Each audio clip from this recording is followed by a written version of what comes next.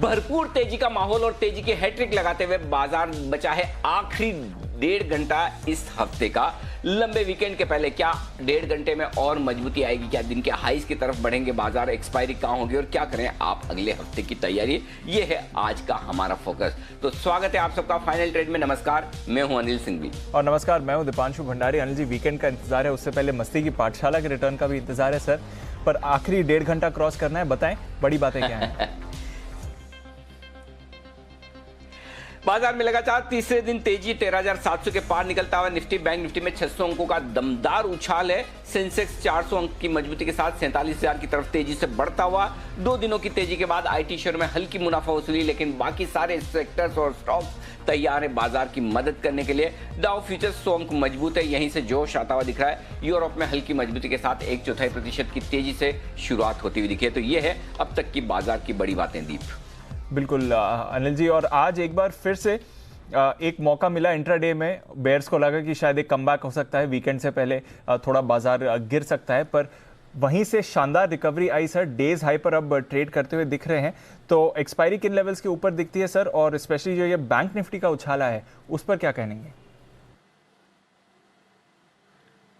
देखिए दीप, bank Nifty के उछाल के संकेत कल से ही आने शुरू हो गए थे और कल ही हम आपको लगातार कह भी रहे थे कि banks, NBFC, high beta banks, high beta NBFC में पैसा लगाने का वक्त है और ये रिस्क लेने की जो ताकत है फिर से लौटती दिख रही है, ये जोश भर रही है और बैंक निफ्टी के आउट परफॉर्मेंस पे भी ये दिखाता है। नो डाउट मेरी उम्मीद से ज्यादा बैंक निफ्टी भागा है, क्योंकि आज का मेरा टारगेट 20,350, 20,350, माफ कीजिएगा 30,350, 30,375 तक का था, तो उसको पार करके काफी ऊपर जाता हुआ दिख रहा है। तो कल जो हमें ट्रेंड रिज्यूम करने के संकेत निफ्टी ने दिए थे 13,550 के ऊपर क्लोज होकर, वो संकेत आज बैंक निफ्टी से भी आ गए, क्योंकि उम्मीद पूरी है कि आप 30,200 के ऊपर बैंक निफ्टी को अब क्लोज होते हुए आज देखेंगे भी। तो उस लिहाज से निफ्टी और बैंक निफ्टी जब आपके प्लेन के दोनों इंजन एक साथ फायर कर रहे हो और एक साथ काम कर रहे हो, तो फिर आप समझ सकते हैं कि कितनी स्पीड से आपका प्लेन भाग सकता है और कितनी ऊंचाई पर उड़ सकता है, वो आपको साफ नजर आ रहा है। तो बैंक निफ्टी की जबरदस्त आउट परफॉर्मेंस बाजार के बहुत काम किए और यही वजह है हम कल भी और आज भी आपको कह रहे थे कि खरीदारी करके चले,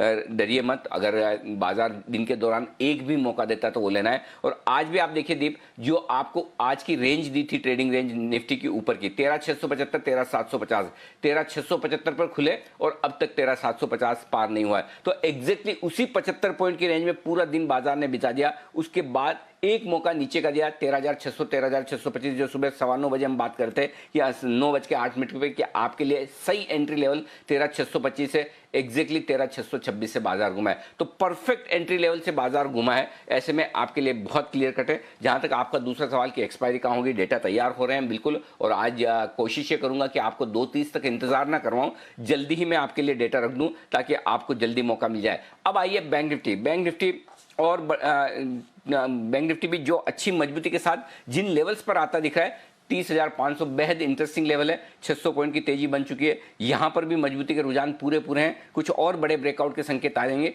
मैं आपको डेटा में बताऊंगा, लेकिन ओवरऑल मूड माहौल परफेक्ट है और फिलहाल ऐसा कोई संकेत नहीं कि लंबे वीकेंड के पहले तेजी करने वाले ट्रेडर्स में कहीं कोई किसी तरह का डर हो। डर नहीं है, कॉन्फिडेंट रहिए बस, और कॉन्फिडेंट ना हो, बस इतना ही काफ़ी है, बस बाकी कोई दिक्कत की बात नहीं। तो ओवरऑल सब कुछ ठीक है। और दीप, एक चीज़ और बता दूं, काफ़ी लोग कल से और आज पूछ भी रहे हैं कि 2 बजे जनरली वक्त होता है, 10 बजे जनरली वक्त होता है कि आप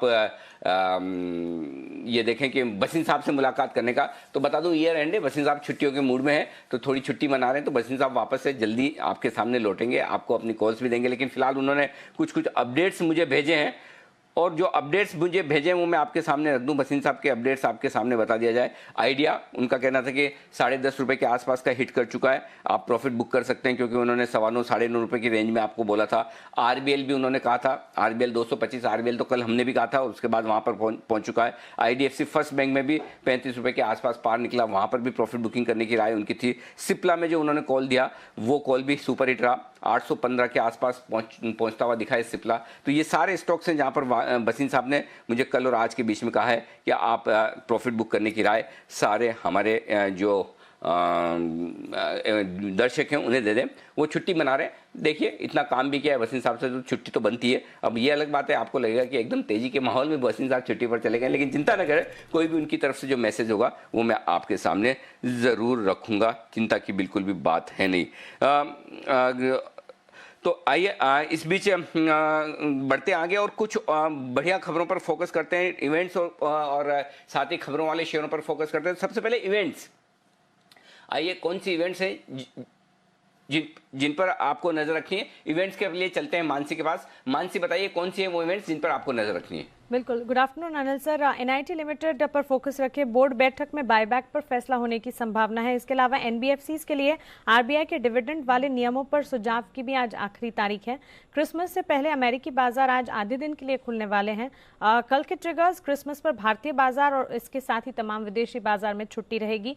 मजेस्को 974 रुपये प्रति शेयर के डिविडेंड के लिए कल रिकॉर्ड डेट है। रविवार के दिन एनएसई अपने नाउ प्लेटफॉर्म को बंद करने जा रहा है और साथ ही इसी दिन स्पाइस शटल 27 दिसंबर से सी प्लेन सेवा जो है उसे दोबारा शुरू करेगी। अहमदाबाद से साबरमती रिवर फ्रंट से स्टैच्यू ऑफ यूनिटी तक ये सुविधा जो है उसे शुरू किया जाएगा और इस रूट पर रोजाना करीब 2 फ्लाइट्स की उड़ान का स्केड्यूल किया गया है। ध्यान रखिए, स्पाइस शटल स्पाइस जेट की सब्सिडरी कंपनी है। ओके, तो ये हैं कुछ अहम इवेंट्स जहां पर रखनी है नजर। आइए वरुण से जानते हैं कुछ ऐसे खबरों वाले स्टॉक्स जो बाजार खुलने के बाद एक्शन में आए हैं। गुड आफ्टरनून वरुण, बताएं। गुड आफ्टरनून दीप। देखिए, काफ़ी सारी एक्सक्लूसिव खबर हमने आपको दी है, उस पर सबसे पहले नजर डालते हैं। और क्योंकि बोरिस जॉनसन अब इंडिया आ रहे हैं तो उसके पहले सूत्रों के हवाले से एक खबर है कि अपैरल एक्सपोर्ट काउंसिल ने यहाँ सरकार से ड्यूटी हटाने की मांग की है। यूके से फ्री ट्रेड एग्रीमेंट को लेके प्राथमिकता के चलते ये मांग की गई है। इसके अलावा M&M एस्कॉर्ट जैसे कंपनीज के लिए खबर आई है। ये भी सूत्रों के हवाले से खबर है कि एग्री मशीनरी सेक्टर के लिए सरकार काफ़ी सारे बड़े कदम जो है वो उठाने वाली है। एग्री मशीनरी सेल्स को बढ़ाने के लिए काफ़ी सारी रियायत जो है वो देने के लिए सरकार यहाँ प्लान कर रही है। ONGC, ऑयल इंडिया, रिलायंस के लिए कुछ पॉजिटिव खबर है कि APM गैस कीमतें जो है उसको सरकार बढ़ा सकती है, क्योंकि फिलहाल की जो कीमतें हैं वो ज़्यादा फायदेमंद नहीं है। वोडाफोन आइडिया, यहाँ पे खबर आई है कि भारत ने सिंगापुर में याचिका दाखिल की है। आपको याद होगा जो आर्बिट्रेशन मामला सरकार के खिलाफ जिसका आया था सुनवाई में, उसके खिलाफ ये याचिका दायर की गई है। और केन इंडिया मामले में भी सरकार जो है जल्द फैसला ले सकती है उस फैसले को चुनौती देने के लिए, तो ये इसके ऊपर नज़र है।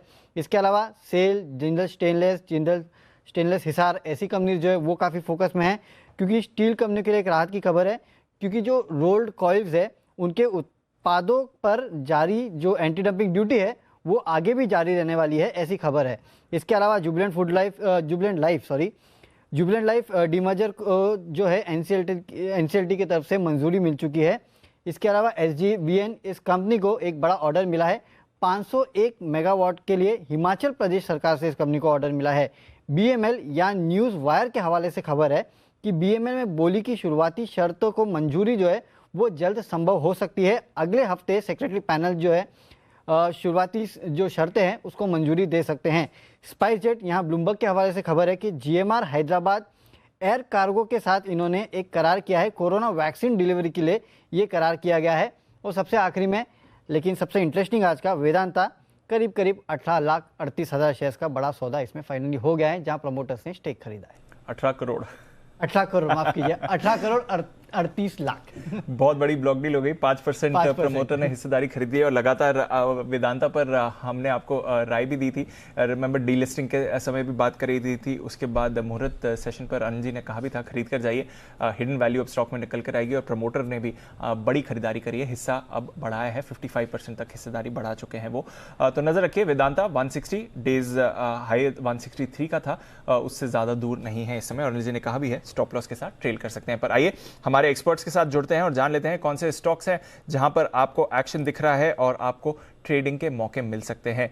राकेश जी, कुणाल जी हमारे साथ जुड़ रहे हैं, वागले साहब हैं, सुमित जी हैं, साथ ही सिमी जी हैं और संदीप जैन साहब भी हमारे साथ जुड़ रहे हैं। इस समय बाजार में भरपूर एक्शन है और कई सारे स्टॉक्स हैं जो मूवमेंट दिखा रहे हैं।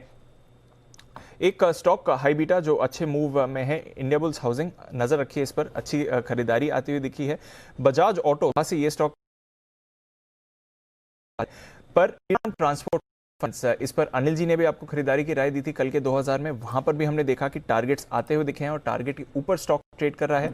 और आज सुमित जी की भी ये पिक थी जहां पर आपको नजर रखनी है। सुमित जी, आपके टारगेट्स के करीब आ गया श्रीराम ट्रांसपोर्ट फाइनेंस, क्या करना चाहिए sir? Good afternoon Deepanshu, targets के करीब नहीं, पूरे के पूरे टारगेट अचीव हुए हैं। सुबह 980 के आसपास श्रीराम ट्रांसपोर्ट में बाई दिया था, उसके बाद 1000 का इंट्राडे और 1025 से 1030 के टारगेट थे। तो आज का जो हाई लगा है 1029.60 एग्जिट टारगेट्स अचीव हुए हैं और बहुत बढ़िया रिटर्न श्रीराम ट्रांसपोर्ट में आज इंट्राडे में मिला है। तो श्रीराम ट्रांसपोर्ट का तो आज का प्रॉफिट बुकिंग हो चुका है। अब नया स्टॉक ढूंढेंगे, थोड़ी देर में निकालते हैं दीपांशु कोई नया स्टॉक। चलिए थोड़ी देर में निकालिए नया स्टॉक पर। सुमित जी के टारगेट्स आ गए हैं, अनिल जी के कल के 2000 के टारगेट्स भी श्रीराम ट्रांसपोर्ट फाइनेंस पर आते हुए दिख रहे हैं। हाई बीटा काउंटर है और अच्छी तेजी के माहौल में स्टॉक भी परफॉर्म करते हुए आपको दिख रहा है। एक्सिस बैंक यहां पर भी एक्शन बनते हुए दिखा है। 615 के लेवल्स क्रॉस करने की कोशिश कर रहा है इस समय एक्सिस बैंक, बट मूवमेंट इस पर आते हुए दिख रहा है। सिमी जी, आपसे पहले भी इस स्टॉक पर चर्चा हुई है। एक्सिस बैंक, आईसीआईसीआई बैंक दोनों आज थोड़ी मूव्स दिखा रहे हैं, यहां से तेजी और बनती हुई देखती हैं? दीपांशु, मुझे लगता है कि पूरा बैंकिंग इंडेक्स जो है जो आज बहुत परफॉर्म कर रहा है। हो सकता है कि आज अभी थोड़ा सा एक्सिस बैंक में पार्टिसिपेशन यहाँ पे थोड़ा सा थम चुका है, पर ये स्टॉक काफी स्ट्रॉन्ग लग रहा है। मुझे लग रहा है टेक्निकली 600 के ऊपर का क्लोजिंग काफी शानदार है इसका। ये कैरी करके ले जाना चाहिए नेक्स्ट वीक के लिए। मुझे लगता है कि 620 से 625 का रेंज शायद नेक्स्ट वीक में देखने को मिलना चाहिए। ओके, तो 620 से 625 के रेंज के लिए एक्सिस बैंक तैयारी में है। निफ्टी बैंक डेज हाई पर ट्रेड कर रहा है। एक एक करके कई सारे बैंक स्टॉक्स फोकस में आ रहे हैं। कुणाल जी, आरबीएल बैंक पर भी व्यू दें। हाई बीटा में ये भी अच्छी परफॉर्मेंस दिखा रहा है और आज 220 के ऊपर दिन से होल्ड करते हुए दिख रहा है। आरबीएल बैंक के लिए अगली चाल क्या रहेगी?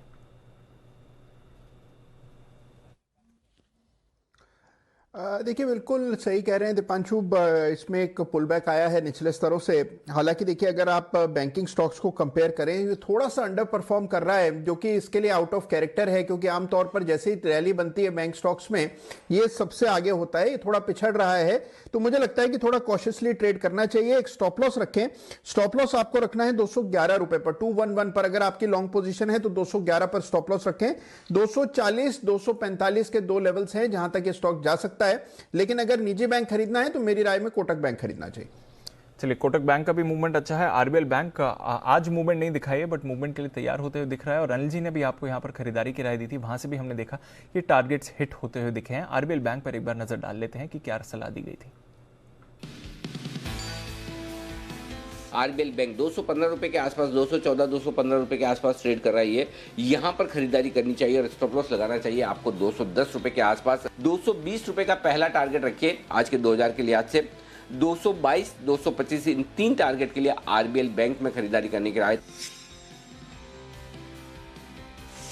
कल सुबह आपको आज के 2000 में दिया था। 220, 222, 225 इन तीन टारगेट के लिए, और आप देख सकते हैं ये सारे टारगेट हासिल होते हुए दिख रहे हैं। तो 220, 222 और 225 आज का हाई है।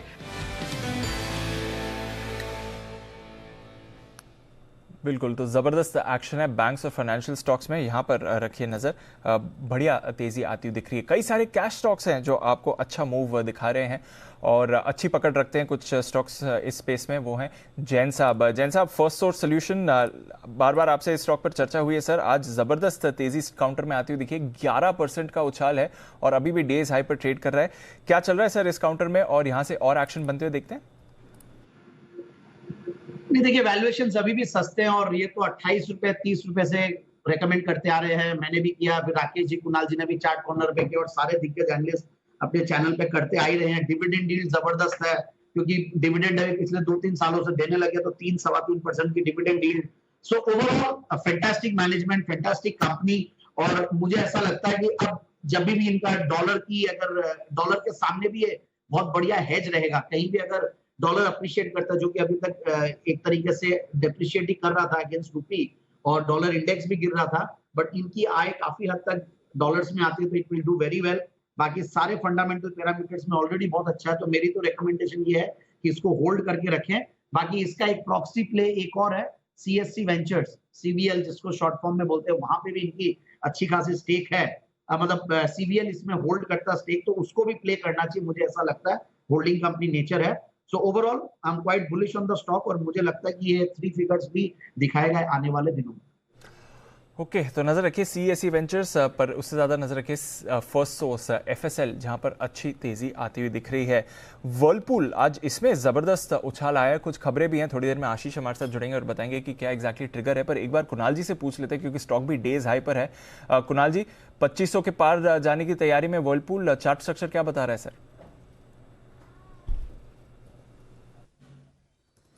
देखिए चार्ट में एक बड़ा ब्रेकआउट आता हुआ दिख रहा है दीपांशु, और काफी समय से हम इस चार्ट को बड़े गौर से देख रहे थे। स्टॉक में एक बहुत नैरो कंसोलिडेशन हो रहा था। बाकी हम इसका जो पीयर ग्रुप देखें, चाहे आप हेवल्स को देखें, वोल्टास को देखें, सब में बड़ी तेजी बन रही थी। आईएफबी इंडस्ट्रीज में इतनी जबरदस्त तेजी बनी, लेकिन ये थोड़ा पिछड़ रहा था। आज ही एक दिन में इसने कैचअप प्ले किया है और वर्लपूल से और ऊपर के लेवल्स की उम्मीद बिल्कुल करनी चाहिए। जिनके पास भी पोजीशन है बिल्कुल बने रहें। 2400 पर आप एक रिवाइज स्टॉप लॉस रख लें। मुझे लगता है कि 2800 स्टॉक के लिए पहला टारगेट होना चाहिए, और क्योंकि ये स्टॉक बहुत समय से अंडर परफॉर्म कर रहा है, इसमें एक बड़ा कैचअप हो सकता है। तो मेरी राय में 2400 के स्टॉप लॉस से बिल्कुल होल्ड करने की राय है। ओके, तो 2400 के स्टॉप लॉस के साथ होल्ड करिए। वर्लपूल यहां पर है खरीदारी की राय। बंसल जी, ब्रेकआउट आते हुए दिख रहा है। कोफोर्ज में एक बार फिर से लीड लेता है जब भी आईटी स्टॉक्स की मूवमेंट आती है, और कोफोर्ज में एक स्पाइक आया है। बताएं, कोई मौका बन रहा है कोफोर्ज पर? बिल्कुल दीपांशु, ब्रेकआउट देखने को मिल रहा है। इसके अंदर एक ब्रेकआउट देखने को मिल रहा है। कोफोर्ज के अंदर एक क्लियर ब्रेकआउट है 2650 के ऊपर। 2650 के नीचे का स्टॉप लॉस लगाना चाहिए, और यहाँ पे दीपांशु टारगेट बैठते हैं 2750 2758 के टारगेट्स बैठते हैं। तो कोफोर्ज में यहाँ पर खरीदारी की राय है। तो कोफोर्ज में खरीदारी की राय है 2750 के टारगेट्स के लिए। इस पर रखिए नजर। अभी अभी मूव आती हुई दिखी है काउंटर पर। कोफोर्ज एक स्टॉक है जहां पर एक्शन बनते हुए दिख रहा है। इंडस टावर्स, भारतीय इंफ्राटेल, यहां पर भी एक्शन आ रहा है सुमित जी, और ये स्टॉक भी डेज हाई पर आया है। इस समय 243 244 के लेवल्स पर है। बताएं सर, यहां पर कोई मौका है क्लोजिंग सेशन के लिए? अपसाइड मोमेंटम देखने को मिल रहा है दीपांशु। स्टॉक के अंदर 240-42 के आसपास का ट्रेड हो रहा है। स्टॉक यहां से ऊपर का मूव भी दिखा सकता है, जिसमें 248 से लेके 250 रुपए तक का मूव देखने को मिल सकता है। नीचे में 235 का सपोर्ट है, तो पोजीशंस होल्ड करें 248 से 250 के टारगेट्स के लिए। ओके, 248 250 के टारगेट्स के लिए पोजीशन को होल्ड करना है। ये है आपके लिए इंडस टावर्स पर राय। जबरदस्त एक्शन में ये स्टॉक भी आ रहा है। जैन साहब, अभी वर्लपूल के बारे में मैं कुणाल जी से बात कर रहा था, पर वर्लपूल सिम्फनी यहाँ पर आप देखिए 7-7.5% का उछाल है, और यूजुअली सिम्फनी पर मूव नहीं आता है। जब भी आता है बड़ा ही मूव आता है। आईएफबी इंडस्ट्रीज जो एक मार्केट फेवरेट रहा है स्पेस में और लगातार अच्छी परफॉर्मेंस दिखा रहा है। क्या चल रहा है सर इन स्टॉक्स में? एक्शन किस तरह का मूवमेंट देख रहे हैं? कोई नेम जो आपको पसंद हो? नहीं, ये दोनों ही पसंद है। सिम्फनी और वर्लपूल मैंने बहुत बार एसपीएल मिड कैप सेगमेंट में भी रेकमेंड किया है, और जो इवनिंग वाला शो आता है हमारा, वहां पे भी रेकमेंड किया, और निचले स्तरों से रेकमेंड करते आ रहे हैं। Particularly Whirlpool and symphony, I am very bullish on this stocks.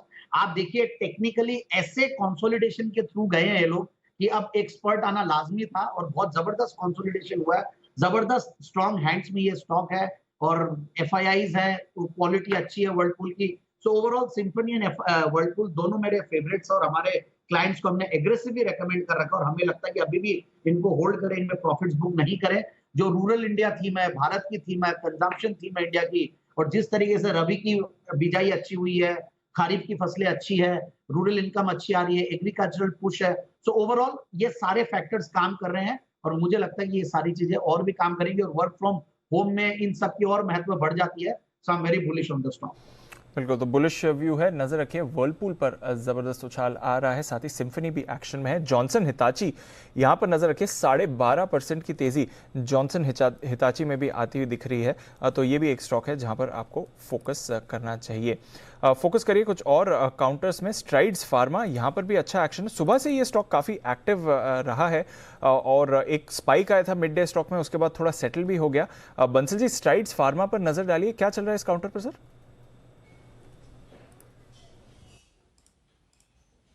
देखिए दीपांशु, टेक्निकली अगर आप देखें तो नीचे में एक अच्छा इसमें पॉजिटिव क्रॉसओवर देखने को मिला था, और टेक्निकली एक पॉजिटिव स्ट्रक्चर है दीपांशु। तो व्यू मेरा यहाँ पर क्लियरली पॉजिटिव है। नीचे में एक अच्छा सपोर्ट है, तो जिनके पास है क्लियरली होल्ड करें। और करेक्शन पे दीपांशु अगर थोड़े से नीचे में 815 818 का प्राइस मिलता है, 815 818 का प्राइस मिलता है, तो उन स्तरों पर इसको ऐड करने की राय है।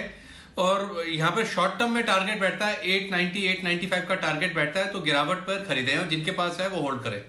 ओके, तो गिरावट पर खरीदे, जिनके पास है होल्ड करें। स्ट्राइड्स फार्मा वैसे भी मार्केट रेडार पर काफ़ी एक्टिवली ये स्टॉक ट्रेड होता है। एक और स्टॉक सुमित जी जो लंबे समय तक मार्केट फेवरेट था, ट्रेडर फेवरेट था, मोमेंटम में है बट उतनी चर्चा नहीं होती है, गुजरात गैस। अभी थोड़ी देर पहले यहाँ पर भी एक स्पाइक आते हुए दिखा था। आईजीएल एमजीएल पर तो हम अच्छा एक्शन देख ही रहे हैं, अदानी गैस भी मूवमेंट में है। गुजरात गैस में आज जो उछाल आया है, इसका क्या फायदा उठा सकते हैं सर? बड़ा मूव आने वाला है दीपांशु गुजरात गैस के अंदर। आप देखिए स्टॉक तेजी के ट्रेंड के अंदर में स्टॉक वन वे तेजी दिखा रहा है और गैस से रिलेटेड सारे स्टॉक बड़ी तेजी दिखा रहे हैं। गुजरात गैस हमने लोअर लेवल्स पे भी रिकमेंड किया और अभी तो ये रिसेंट की हाई ब्रेक कर चुका है और एकदम हायर लेवल्स पे ट्रेड कर रहा है, यानी इसके ऊपर में अभी चार्ट्स के ऊपर कोई भी रेजिस्टेंस मुझे दिखाई नहीं दे रहे, क्योंकि ऊपर में कोई रेजिस्टेंस स्टॉक के है ही नहीं। लाइफ टाइम हाई लेवल्स पे है स्टॉक यहां से ऊपर का मूव दिखाना चाहिए। मेरे को ऐसा लग रहा है स्टॉक के अंदर ऊपर में 390 रुपए से लेकर 400 रुपए तक का मूव जल्दी ही देखने को मिलेगा।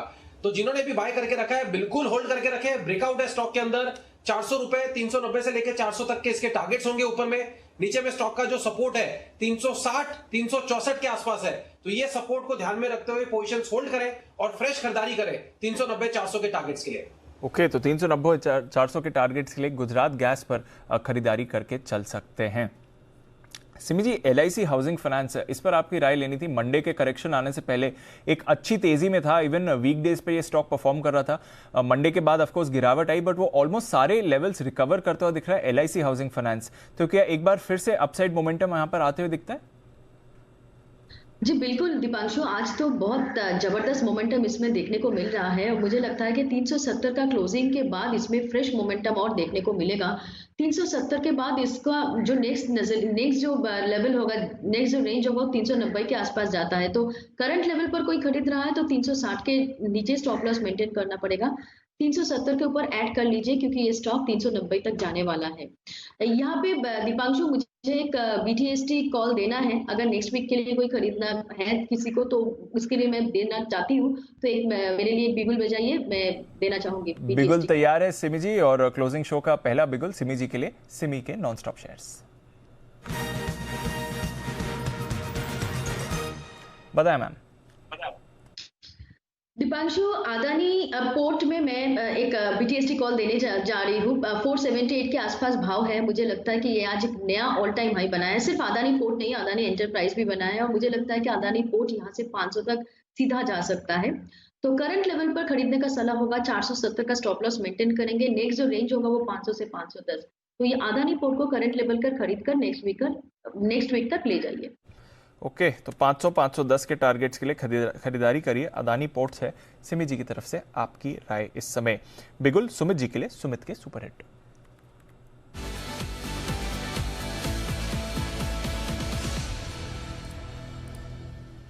बताएं सुमित जी। दीपांशु, कैश के स्टॉक में मोमेंटम है और ये स्टॉक हमने पहले भी बहुत बार रिकमेंड किया हुआ है और 20 रुपए के लेवल से हम स्टॉक को कंटिन्यूसली रिकमेंड कर रहे हैं। स्टॉक का नाम है national hydro electric power corporation. जी हाँ, शॉर्ट में इसको बोलते हैं NHPC। NHPC के अंदर मोमेंटम है। NHPC 23 रुपया के आसपास भी ट्रेड कर रहा है। स्टॉक के अंदर यहां से बहुत बढ़िया और अच्छा अपसाइड मूव देखने को मिलना चाहिए। चार्ट्स ये सजेस्ट कर रहे हैं मेरे को यहाँ पे कि स्टॉक यहां से ऊपर में 24.5 रुपए का पहला टारगेट और 24.5 रुपए के लेवल टूटते हैं तो स्टॉक के अंदर मोमेंटम और बढ़ेगा और फिर 26 रुपए तक के लेवल NHPC के अंदर देखने को मिल सकते हैं। NHPC के अंदर यहाँ पे CMP पे खरीदारी करनी है। 22 रुपए का नीचे में स्टॉप लॉस लगाना है। 24.5 और 26 ये दो टारगेट्स को ध्यान में रखते हुए खरीदारी करें। स्टॉक के अंदर यहां से एक स्ट्रॉन्ग मोमेंटम देखने को मिलना चाहिए। 3 दिन की गिरावट के बाद स्टॉक में वापस से नीचे से रिवर्स यूटर्न मारा है और अब ये डे हाई पे आ चुका है। 24.5 से 26 के टारगेट्स के लिए खरीदारी करें। 22-22-10 का इसमें स्टॉप लॉस लगाएं।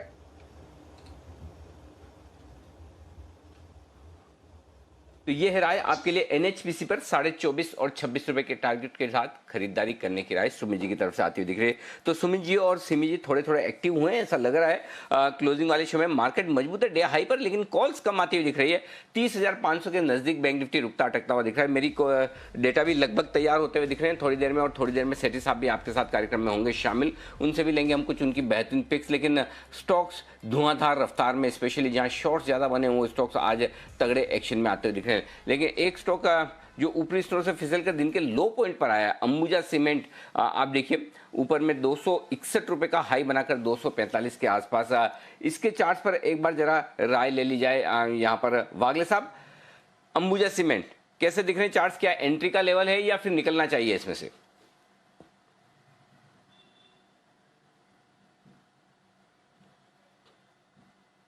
ओके, कुणाल जी जरा आप दीजिए राय चार्ट देखकर।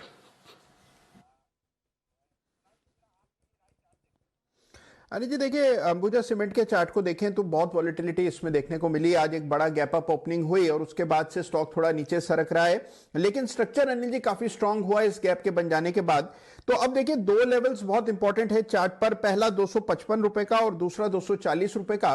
तो 255 के ऊपर अगर स्टॉक निकला तो इसमें एक फ्रेश मोमेंटम बनता हुआ दिखेगा।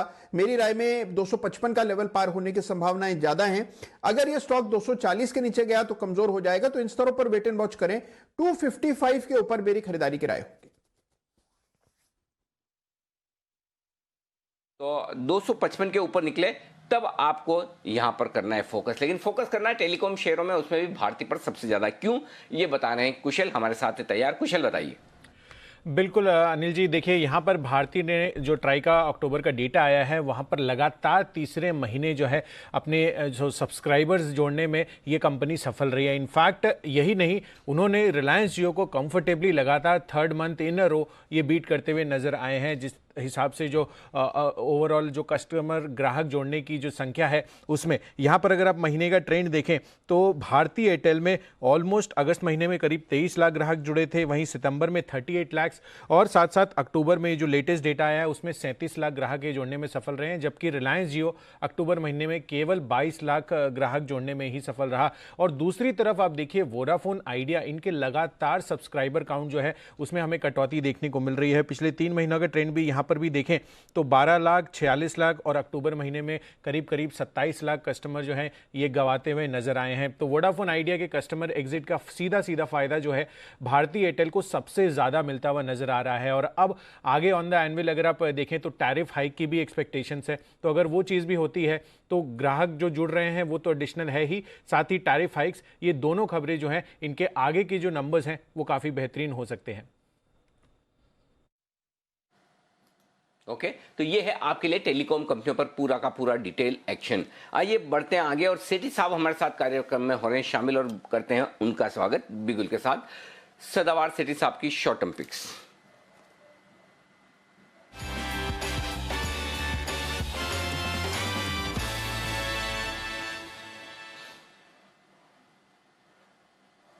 सेठी साहब स्वागत है आपका। मूड माहौल को देखते हैं दो तो होंगे, एक कैश एक फ्यूचर्स। हाँ बिल्कुल अनिल जी, गुड आफ्टरनून। हाँ, दो स्टॉक है, एक कैश मार्केट का और एक फ्यूचर्स का अनिल जी। तो चलिए शुरुआत कीजिए कैश मार्केट के स्टॉक के साथ। अनिल जी, जो कैश मार्केट का आज का स्टॉक है एक जबरदस्त स्टॉक है, इंफ्रा स्पेस से स्टॉक है। इसको पहले भी मैंने रिकमेंड किया हुआ है। स्टॉक का नाम है एनसीसी, एक लीडिंग इंफ्रास्ट्रक्चर और ईपीसी कंपनी है। सॉलिड फंडामेंटल्स है, अच्छी बहुत ही सॉलिड बैलेंस शीट है, एक जबरदस्त 30,000 करोड़ की ऑर्डर बुक है और रेगुलर नए ऑर्डर्स इनको मिलते रहते हैं। बहुत ही स्ट्रांग रेवेन्यू विजिबिलिटी है। और इसके जो एक मामला अटका हुआ था जो आंध्र प्रदेश गवर्नमेंट के साथ रिलेशन खराब थे, वो भी अब नॉर्मल हो गए हैं। अच्छी एग्जीक्यूशन कैपेबिलिटी है और जिस तरह से सरकार का फोकस है इंफ्रास्ट्रक्चर के ऊपर, जो अभी हाल ही में फाइनेंस मिनिस्टर के स्टेटमेंट भी थे कि इंफ्रा पे इस आने वाले बजट में भी बड़ा फोकस रहेगा, उसका एक बहुत बड़ा बेनिफिशियरी ये कंपनी हो सकती है। और वैसे भी सरकार ने अपना जो नेशनल इंफ्रास्ट्रक्चर पाइपलाइन के अंतर्गत 105 लाख करोड़ का निवेश की बात करी हुई है और कई पॉजिटिव ट्रिगर्स है। एक तो बाजार के दिग्गज निवेशक राकेश झुंझुनवाला जी ने भी हाल ही में इसमें हिस्सेदारी बढ़ाई है। उसके अलावा वैल्यूएशन के लिहाज से स्टॉक सस्ता लगता है। और जो एक अच्छी बात जो आगे होने जा रही है जिससे और कॉन्फिडेंस आता है वो है आने वाले बुधवार को 30 तारीख को प्रोमोटर्स ने एक बोर्ड मीटिंग कॉल करी है जिसमें वो अपने प्रोमोटर्स प्रेफरेंशियल वारंट्स के जरिए अपनी हिस्सेदारी बढ़ाएंगे। और वो मेरा मानना है वो जो वारंट्स होंगे वो एक सब्सटेंशियल प्रीमियम पे होंगे करंट मार्केट प्राइस से। तो ऑल इन ऑल ये जो स्टॉक अभी 56-57 के लेवल पे ट्रेड करता है, इसको खरीदारी करने की सलाह है। मेरा शॉर्ट टर्म में इसमें टारगेट है 62 रुपीज का, स्टॉप लॉस रहेगा 53 रुपीज का। 53 का स्टॉप लॉस लगाकर यहां पर खरीदारी करनी है एनसीसी लिमिटेड में। टारगेट कितना बता रहे हैं सेठी साहब? शॉर्ट टर्म टारगेट है 62 रुपीज का अनिल जी। ओके, और इसको आप कम से कम 30 तारीख के लिए, अगले बुधवार के लिए खरीद कर रखें, क्योंकि बुधवार को बड़ी अहम बोर्ड बैठक है। इस बोर्ड बैठक में विचार इस बात पे किया जाएगा कि प्रोमोटर्स को वारंट्स इशू किया जाए। तो इसका मतलब ये है कि अगर प्रोमोटर कह रहे हैं कि भाई हम यहाँ पर स्टेक खरीदने को तैयार है, इन दामों पर खरीदने के तैयार है, तो आपका कॉन्फिडेंस अपने आप बढ़ जाना चाहिए। तो प्रमोटर्स की तरफ से जो खरीदारी के संकेत आ रहे हैं, स्टेक बढ़ाने के संकेत आ रहे हैं, वो काफ़ी बढ़िया है। ऑर्डर्स अच्छे खासे एनसीसी को मिल ही रहे हैं। और तीसरी बात है कि बड़े दिग्गज इन्वेस्टर्स राकेश झुंझुनवाला जैसे यहाँ पर हैं ही। और चौथी बात जो है कि इंफ्रास्ट्रक्चर स्पेस में बहुत कम कंपनियाँ ऐसी जिनकी बैलेंस शीट मजबूत आपको नजर आए, तो उस लिहाज से भी आपके लिए ये बहुत ही बढ़िया आपके लिए एक स्टॉक हो सकता है एनसीसी, जिसमें खरीदारी करने के लिए 62 रुपए के टारगेट के साथ आप खरीदारी करके चल सकते हैं। ये राय है सेठी साहब की तरफ से। आइए बढ़ते आगे और सेठी साहब से लेते हैं दूसरी पिक भी उनकी पसंद की। सेठी साहब बताएं दूसरा स्टॉक कौन सा चुना है आपने? अनिल जी, जो दूसरा स्टॉक है वो एक एफ&ओ स्पेस की जबरदस्त कंपनी है, फार्मा स्टॉक है। और इस स्टॉक का जब कभी भी चैनल पे डिस्कशन होता है आप मुझे जरूर याद करते हैं। कंपनी का नाम है डीवीज लैब। बिकॉज इस स्टॉक को मैंने पिछले साल बजट में जब कोई एपीआई की बातें नहीं करता था तब 1500-1600 के लेवल पे मैंने रिकमेंड करा था। क्या अनिल जी कुछ बोल रहे थे? हेलो। हाँ, तो अनिल मैं जी, बोल रहा हूं पिछले साल बजट के दिन मुझे अच्छे से याद है, बजट के दिन आपने रिकमेंड किया था। हाँ करेक्ट, उस समय 1400-1500 के लेवल थे, वहां से ये पूरा डबल क्या 2.5 गुना हो गया है। अभी 3750 के लेवल पे ट्रेड करता है। इस स्टॉक में करंट लेवल्स पे भी बिल्कुल खरीदारी करने की सलाह है। एक जबरदस्त कंपनी है, इस क्वार्टर के नतीजे भी बहुत अच्छे आने चाहिए। और इस स्टॉक में मेरा बहुत ही शॉर्ट टर्म में 3850 रुपए का टारगेट है, स्टॉप लॉस रहेगा 3710 का। 50 का टारगेट 3700 के यहाँ पर स्टॉप लॉस के साथ करें खरीदारी। डीवीज लैब बहुत ही बेहतरीन स्टॉक और यहाँ पर आपके लिए खरीदारी करने का मौका बन सकता है। ये स्टॉक भी आज भरपूर एक्शन में आता हुआ, स्पेशली सेकंड हाफ इस स्टॉक के लिए बहुत ही बढ़िया रहा। निफ्टी आमतौर पर निफ्टी में आने के बाद स्टॉक की तेजी पर ब्रेक लग जाता है, लेकिन यहाँ पर निफ्टी में आने के बाद इसकी तेजी बढ़ी है। दूसरी तरफ आप यूपीएल देखिए, वहाँ पर तेजी पर ब्रेक लगाए नीचे आ गया, लेकिन ये स्टॉक ऐसा है जिसकी तेजी और बढ़ी है और लगातार बढ़ रही है। फंड्स का एक्शन अब और ज्यादा आता हुआ दिख रहा है। तो डीवीज लैब ये है वो स्टॉक जो 3850 तक जाने को तैयार है अगले एक दो दिनों में। आपको तो पता ही है सेठी साहब की पिक्स बहुत जल्दी बहुत तेज कमाल करती हुई दिखती। तो एनसीसी और डीवीज लैब ये दोनों ही बेहतरीन स्टॉक सेठी साहब की लिस्ट में। शुक्रिया सेठी साहब ये बेहतरीन पिक्स देने के लिए। आइए बढ़ते हैं आगे और एक बड़ी और एक्सक्लूसिव खबर की तरफ करते हैं फोकस। हमारे संवाददाता अनुराग शाह हमारे साथ इस वक्त जुड़ रहे हैं, पहले उनसे खबर लेंगे और उसके बाद हम 2:30 बजे की स्ट्रेटेजी पर करेंगे फोकस। तो अनुराग बताइए क्या है बड़ी खबर, किससे जुड़ी हुई? देखिए, रेलिगेयर एंटरप्राइजेस से जुड़ी हुई खबर है। उनकी जो होली ओन सब्सिडरी है रेलिगेयर फिनवेस्ट, तो उसको जो खरीदने उसकी जो डील है वो मुंबई बेस्ड यूग्रो कैपिटल है, वो उस कंपनी को खरीदने जा रही है और इसका ऐलान जल्द होगा। रेलिगेयर फिनवेस्ट का जो पूरा कारोबार है यूग्रो कैपिटल खरीद रही है और ये डील की जो वैल्यू है करीब 400 करोड़ में ये कंपनी को यूग्रो कैपिटल को खरीदा जाएगा। और सबसे बड़ा जो इम्पोर्टेंट डेवलपमेंट हुआ है कि दोनों कंपनियों के बीच जो नॉन बाइंडिंग टर्म डॉक्यूमेंट है वो एक्सचेंज हो गया है। तो इसका मतलब ये हुआ कि अब जो डील है पूरी तरह से लगभग कंप्लीट हो गई है और उसका ऐलान जल्द होगा। हमारे सोर्सेज से जो मिली जानकारी के मुताबिक तो ये जो डील लंबे समय से अटकी हुई थी और जिस तरह से ये जो यूग्रो कैपिटल है इसके जो फाउंडर है मिस्टर नाथ, वो 2016 में रेलिगेयर के ही सीईओ हुआ करते थे।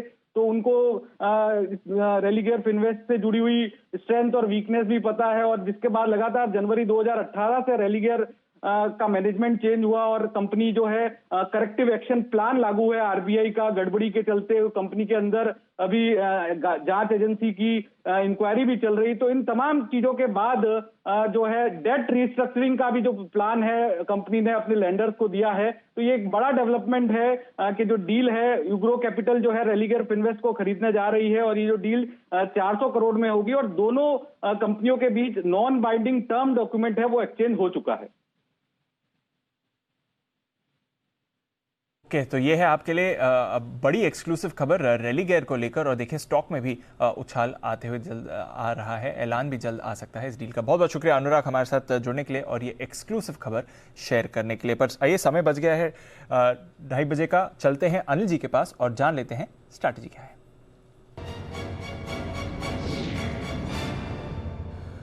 अनिल जी, ग्लोबल मार्केट से एक बार फिर से सहारा आते हुए दिख रहा है सर। डाउ फ्यूचर्स पर नजर डालिए, 70-75 अंक ऊपर है। नैस्डैक फ्यूचर्स हल्की पॉजिटिविटी दिखा रहे हैं। यूरोप के बाजारों की ठीक ठाक शुरुआत हुई है। यूके थोड़ा सपाट है इस समय। फ्रांस और जर्मनी यहाँ पर अच्छा एक्शन है, बल्कि जर्मनी तो 1-1.25% ऊपर ही है। पर आज थोड़े यहाँ पर मूवमेंट कम होगी सर, क्योंकि क्रिसमस के लिए तैयारी हो रही है। तो बताएं क्या करना चाहिए जहां तक हमारे बाजारों का सवाल है। दीप देखिए, ऐसे कोई चिंता की बात नहीं है। बाजार मजबूत है, संकेत सारे अच्छे ही आते हुए दिख रहे हैं। पहली चीज़ निफ्टी की बात करें, पहली बात ये कि निफ्टी पर 13,700 के नीचे एक्सपायरी होने के चांस बिल्कुल नहीं के बराबर है। 13,700 के पुट पर 43 लाख शेयर हैं, उसमें से 39 लाख शेयर आज अभी इसी वक्त जुड़े हैं आपके लिए, ठीक है, पहली चीज़। तो वहाँ पर आपके लिए सपोर्ट आ गया। हल्की रुकावट है 13,750 जहाँ पर आप अभी हैं, यहाँ 52 लाख शेयर हैं और 33 लाख शेयरों का ओपन इंटरेस्ट वहाँ पर आज ही बना है। तो अगर 13,750 के ऊपर निकलकर ये टिक जाते हैं 3:05 के पहले, तो आप जो क्लोजिंग देखेंगे वो लाइफ टाइम हाई के ऊपर देखेंगे, और लाइफ टाइम हाई है 13,777 का। अगर 13,550 के ऊपर अगले आधे घंटे में निकलकर टिक जाते हैं 5-10 मिनट, और जिसकी संभावना दिख रही है, तो मुझे लगता है कि आज जो क्लोजिंग होगी वो लाइफ टाइम हाई पर होगी। निफ्टी की इंट्राडे भी लाइफ टाइम हाई बनेगा और क्लोजिंग बेसिस पर भी लाइफ टाइम हाई बनेगा, इसकी संभावना दिख रही है। 13,800 इसके कहीं कहीं जो डेटा नजर आ रहा है उस हिसाब से 13,750 13,800 के बीच में एक्सपायरी होनी चाहिए। कंडीशन एक ही है कि 13,750 के ऊपर थोड़ी देर टिक जाए, और जिसकी संभावना दिख रही है, तो ज़्यादा संभावना ये है 13,750 के ऊपर टिकेगा भी, और ऐसी सिचुएशन में 13,775 13,800 के आसपास कहीं कहीं एक्सपायरी होनी चाहिए। तो एक्सपायरी में अभी भी थोड़ी स्ट्रेंथ बची है। ये तो बात हुई निफ्टी की। बैंक निफ्टी 30,000 मजबूत सपोर्ट है, जिससे आप काफ़ी ऊपर हैं। 30,500 पर इस वक्त ट्रेड कर रहे हैं। 30,500 के ऊपर टिकना बैंक निफ्टी के लिए भी उतना ही जरूरी है जितना 13,750 के ऊपर निफ्टी का टिकना। 30,500 पर हाईएस्ट ओपन इंटरेस्ट है बैंक निफ्टी के कॉल्स में 21 लाख शेयरों का, लेकिन है कम, बहुत ज़्यादा नहीं है। तो 30,500 के ऊपर 30,500 30,550 ये आखिरी बाधा है। इसके पार निकल कर टिके तो फिर 30,600 से 30,700 की रेंज में बैंक निफ्टी आज ही जाते हुए दिख सकता है, और उसके बाद आप बैंक निफ्टी को फिर से नए हाइस की तरफ बढ़ते हुए देखेंगे। तो 30,600 30,700 की रेंज में बैंक निफ्टी जाने की कोशिश कर सकता है, लेकिन फिर भी मैं ये कहूँगा ज़्यादा कॉन्फिडेंस निफ्टी के मुंह में है, वहाँ क्लैरिटी डेटा में ज़्यादा है। बैंक निफ्टी एग्जैक्टली 30,505 के आसपास रुका हुआ है। अगर यहाँ पर कोई कॉल आया तो मैं ज़रूर आपको बताऊंगा, लेकिन बैंक निफ्टी एक बार 30,500 के पार निकला तो 30,600 30,700 की रेंज में बैंक निफ्टी भी जाने की कोशिश कर सकता है। तो आपको निफ्टी और बैंक निफ्टी दोनों में मजबूती के साथ कारोबार होने की आप उम्मीद कर सकते हैं। अगले कुछ मिनटों तक अगर 13,750 के ऊपर निफ्टी बना रहता है तो लाइफ टाइम हाई के ऊपर आज आप क्लोजिंग होते हुए देखेंगे। ये संकेत आते हुए दिख रहे हैं। जी दीप, बिल्कुल, तो एक्शन भरपूर है, निफ्टी पर कॉन्फिडेंस ज़्यादा है और नए हाई की तरफ निफ्टी मूव करते हुए दिखेगा। नज़र रखिए यहाँ पर बैंक निफ्टी पर भी एक्शन भरपूर है। आइए चलते हैं श्रीकांत जी के पास पीटीएसटी कॉल के लिए।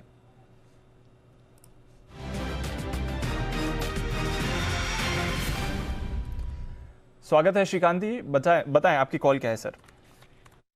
जी दीपांशु देखिए, वैसे निफ्टी में अच्छी खासी तेजी बनी है। उसने वापस एक बार 700-750 के लेवल्स को काफी कॉन्फिडेंटली ब्रेक किया है, और उसका रीजन अगर आप देखेंगे तो जितने भी दिग्गज बैंक है उनमें भी तेजी बनी है, एचडीएफसी में बनी है, और साथ ही साथ रिलायंस में एक डबल बॉटम जैसा फॉर्मेशन पिछले 3-4 दिनों में बना है। तो ओवरऑल मुझे लगता है कि रिलायंस इंडस्ट्रीज को बाय करके चले। 1985 के करीब अभी ये ट्रेड कर रहा है। दिपांशु, मुझे लगता है कि ये स्टॉक 2020 से लेकर 2030 के लेवल को छू सकता है, और इवेंचुअली शायद 2100 के लेवल्स को छू सकता है, लेकिन बीटीएसटी के बेसिस पे इसे बाय करें करंट लेवल से। 1960 रुपए का स्टॉप लॉस रखें और 2030 के फाइनल टारगेट के लिए बाय करके चले। रिलायंस यहां पर मूवमेंट आना बाकी है और अब एक्शन आते हुए दिख रहा है। तो रिलायंस मूव कर रहा है, साथ ही निफ्टी भी दिन की ऊंचाई पर आते हुए दिख रहा है। बिगुल सिमी जी के लिए, सिमी के नॉन स्टॉप शेयर्स।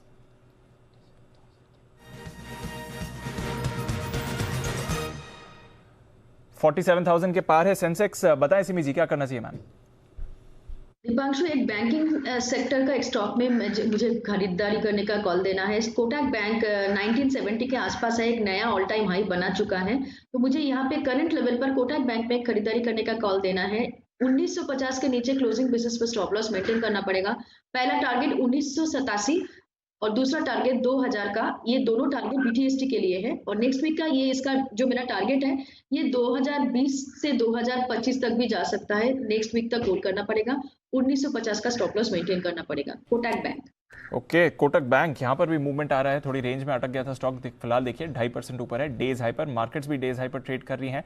13,750 के ऊपर निफ्टी अच्छी मूव दिखा रहा है। सुमित जी के पास चलते हैं, सुमित के सुपर हिट के लिए।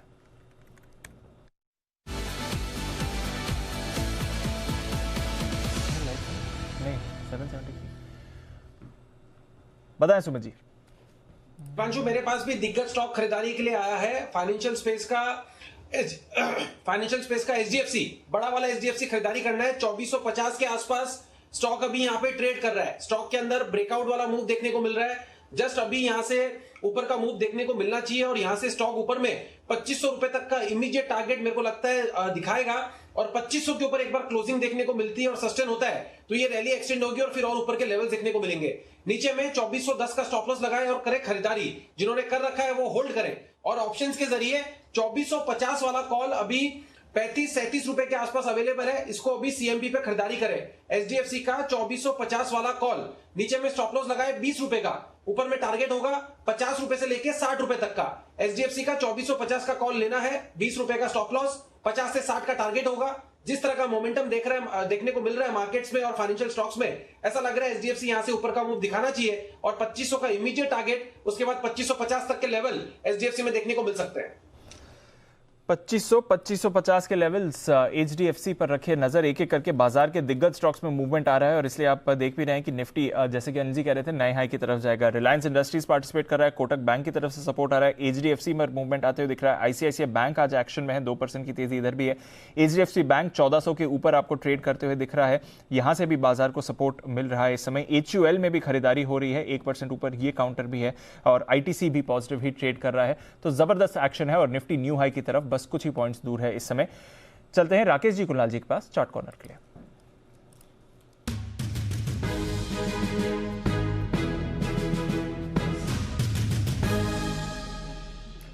बताएं सर। देखिए दीपांशु, निफ्टी बैंक निफ्टी से पहले कोटक महिंद्रा बैंक अपना नया लाइफ टाइम हाई लगा रहा है, तो कोटक महिंद्रा बैंक पर खरीदारी की राय है। स्टॉक का टेक्निकल स्ट्रक्चर अच्छा है, एक नया 52 वीक हाई पे स्टॉक ट्रेड कर रहा है, तो कोटक महिंद्रा बैंक को खरीदें। Over to Kunal ji.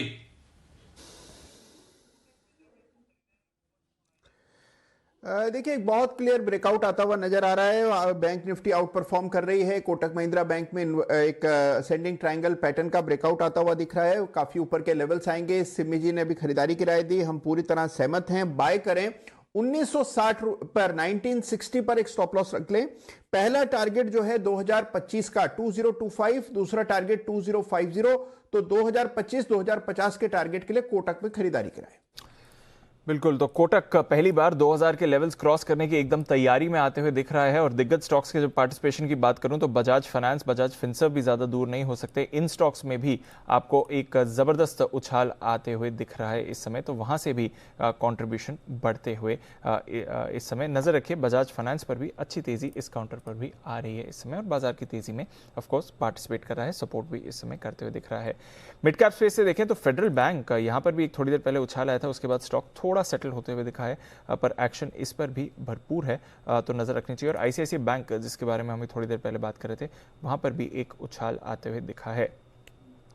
Pharma counters यहां पर भी मूवमेंट है। बंसल जी, कैडला अच्छी मूव आ गई है, 500 का लेवल्स रिसेंटली तो क्रॉस नहीं कर पाया, क्या पर फिर से तेजी के लिए माहौल में आते हुए दिख रहा है कैडला? क्या करना चाहिए इस चार्ट पर सर? बिल्कुल दीपांशु, बिल्कुल खरीदारी का मूड है, इसमें ब्रेकआउट देखने को मिल रहा है। इनफैक्ट ये स्टॉक मेरे और कुणाल जी के रडार पर ऑलरेडी है और हमने 3 बजे के लिए इसको रिजर्व कर रखा था। क्लोजिंग की वेट कर रहे हैं। टेक्निकली ये क्लियर ब्रेकआउट है और जिन स्तरों पे चल रहा है, अगर इन स्तरों पे क्लोजिंग होती है तो एक 12 से 15 रुपए का आप मूव शॉर्ट टर्म में सोमवार तक इसमें देखने को मिलेगा। तो इस स्टॉक में खरीदारी की राय है। 479 का स्टॉप लॉस लगाना है एंड 500 के टारगेट के लिए कैडिला को खरीदा जा सकता है इन स्तरों पर। चलिए, थोड़ी प्रीएम्प्ट हो गई राकेश जी कुणाल जी की कॉल कैडला पर इंतजार करेंगे और लेवल्स आने का, बट जबरदस्त एक्शन में कैडला थोड़ी देर पहले एक स्पाइक भी आते हुए दिखा है। चलते हैं अनिल जी के पास कल के 2000 के लिए।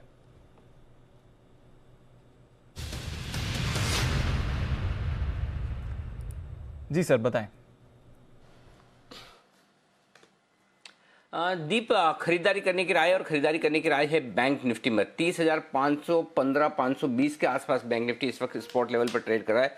30,515, 30,515, 20 का ये लेवल है और यहाँ पर खरीदारी करने की राय है बैंक निफ्टी में आपके लिए। मुझे लगता है कि बैंक निफ्टी यहाँ से एक अच्छा निर्णायक बड़ा मूव देने की तैयारी में है और ऐसे में 30,300 का आपको स्टॉप लॉस रखना चाहिए। ऊपर की तरफ के जो टारगेट बनेंगे वो 30,600, 30,700, 30,750 और 30,850 ये हों तमाम टारगेट्स जिसके लिए आपको बैंक निफ्टी में खरीदारी करनी चाहिए। तो बैंक निफ्टी फिर से जोश में आकर ऊपर खरीदारी दिखाने के लिए तैयार है। वजह यह है कि 30,500 पर जो हाईएस्ट ओपन इंटरेस्ट है कॉल ऑप्शन का उसको पार करके टिक रहा है। यहाँ से एक अच्छी शॉर्ट कवरिंग आने की संभावना है। 21 लाख शेयर वहाँ पर शॉर्ट हैं और वो अब शॉर्ट कवरिंग के लिए तैयार होते हुए दिखेंगे। और 30,600 को पार किया तो फिर आप बैंक निफ्टी को यहाँ पर और ज़्यादा मजबूत होते हुए देखेंगे। अब कल के 2000 के साथ ही एक दीप में चाहता हूँ कि हीरो या जीरो का बिगुल भी बजाए, तो मैं हीरो या जीरो में एक ऑप्शन की स्ट्रेटजी देना चाहता हूँ। बिल्कुल, तो बिगुल बजाते हैं अनिल जी के लिए हीरो या जीरो का।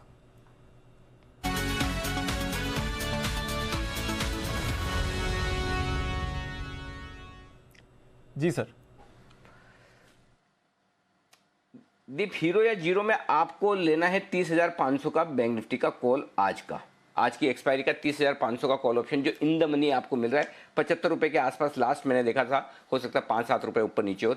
75 रुपए के आसपास 30,500 का कॉल ऑप्शन आज ही की एक्सपायरी का लीजिए, बचे हुए 1 घंटे के लिए, पौन घंटे के लिए।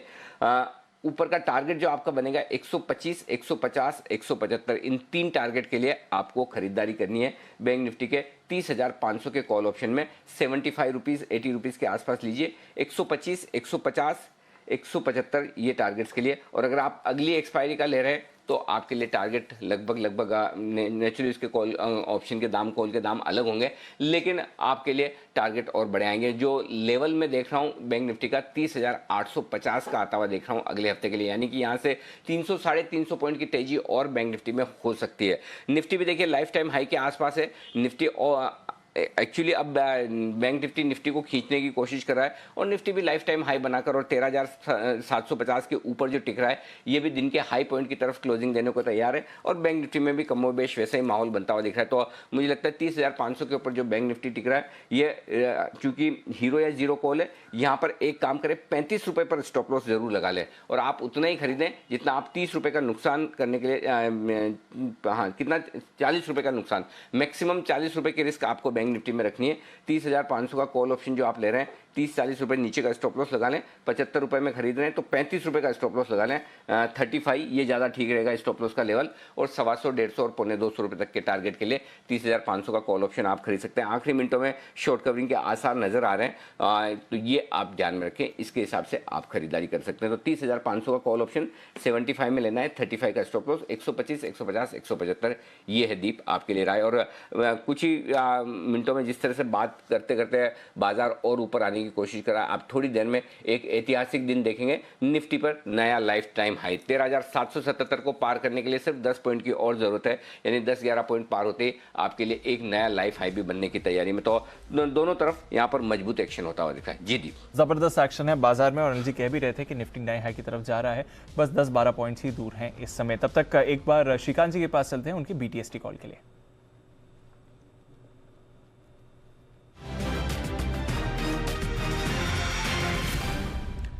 बताएं श्रीकांत जी।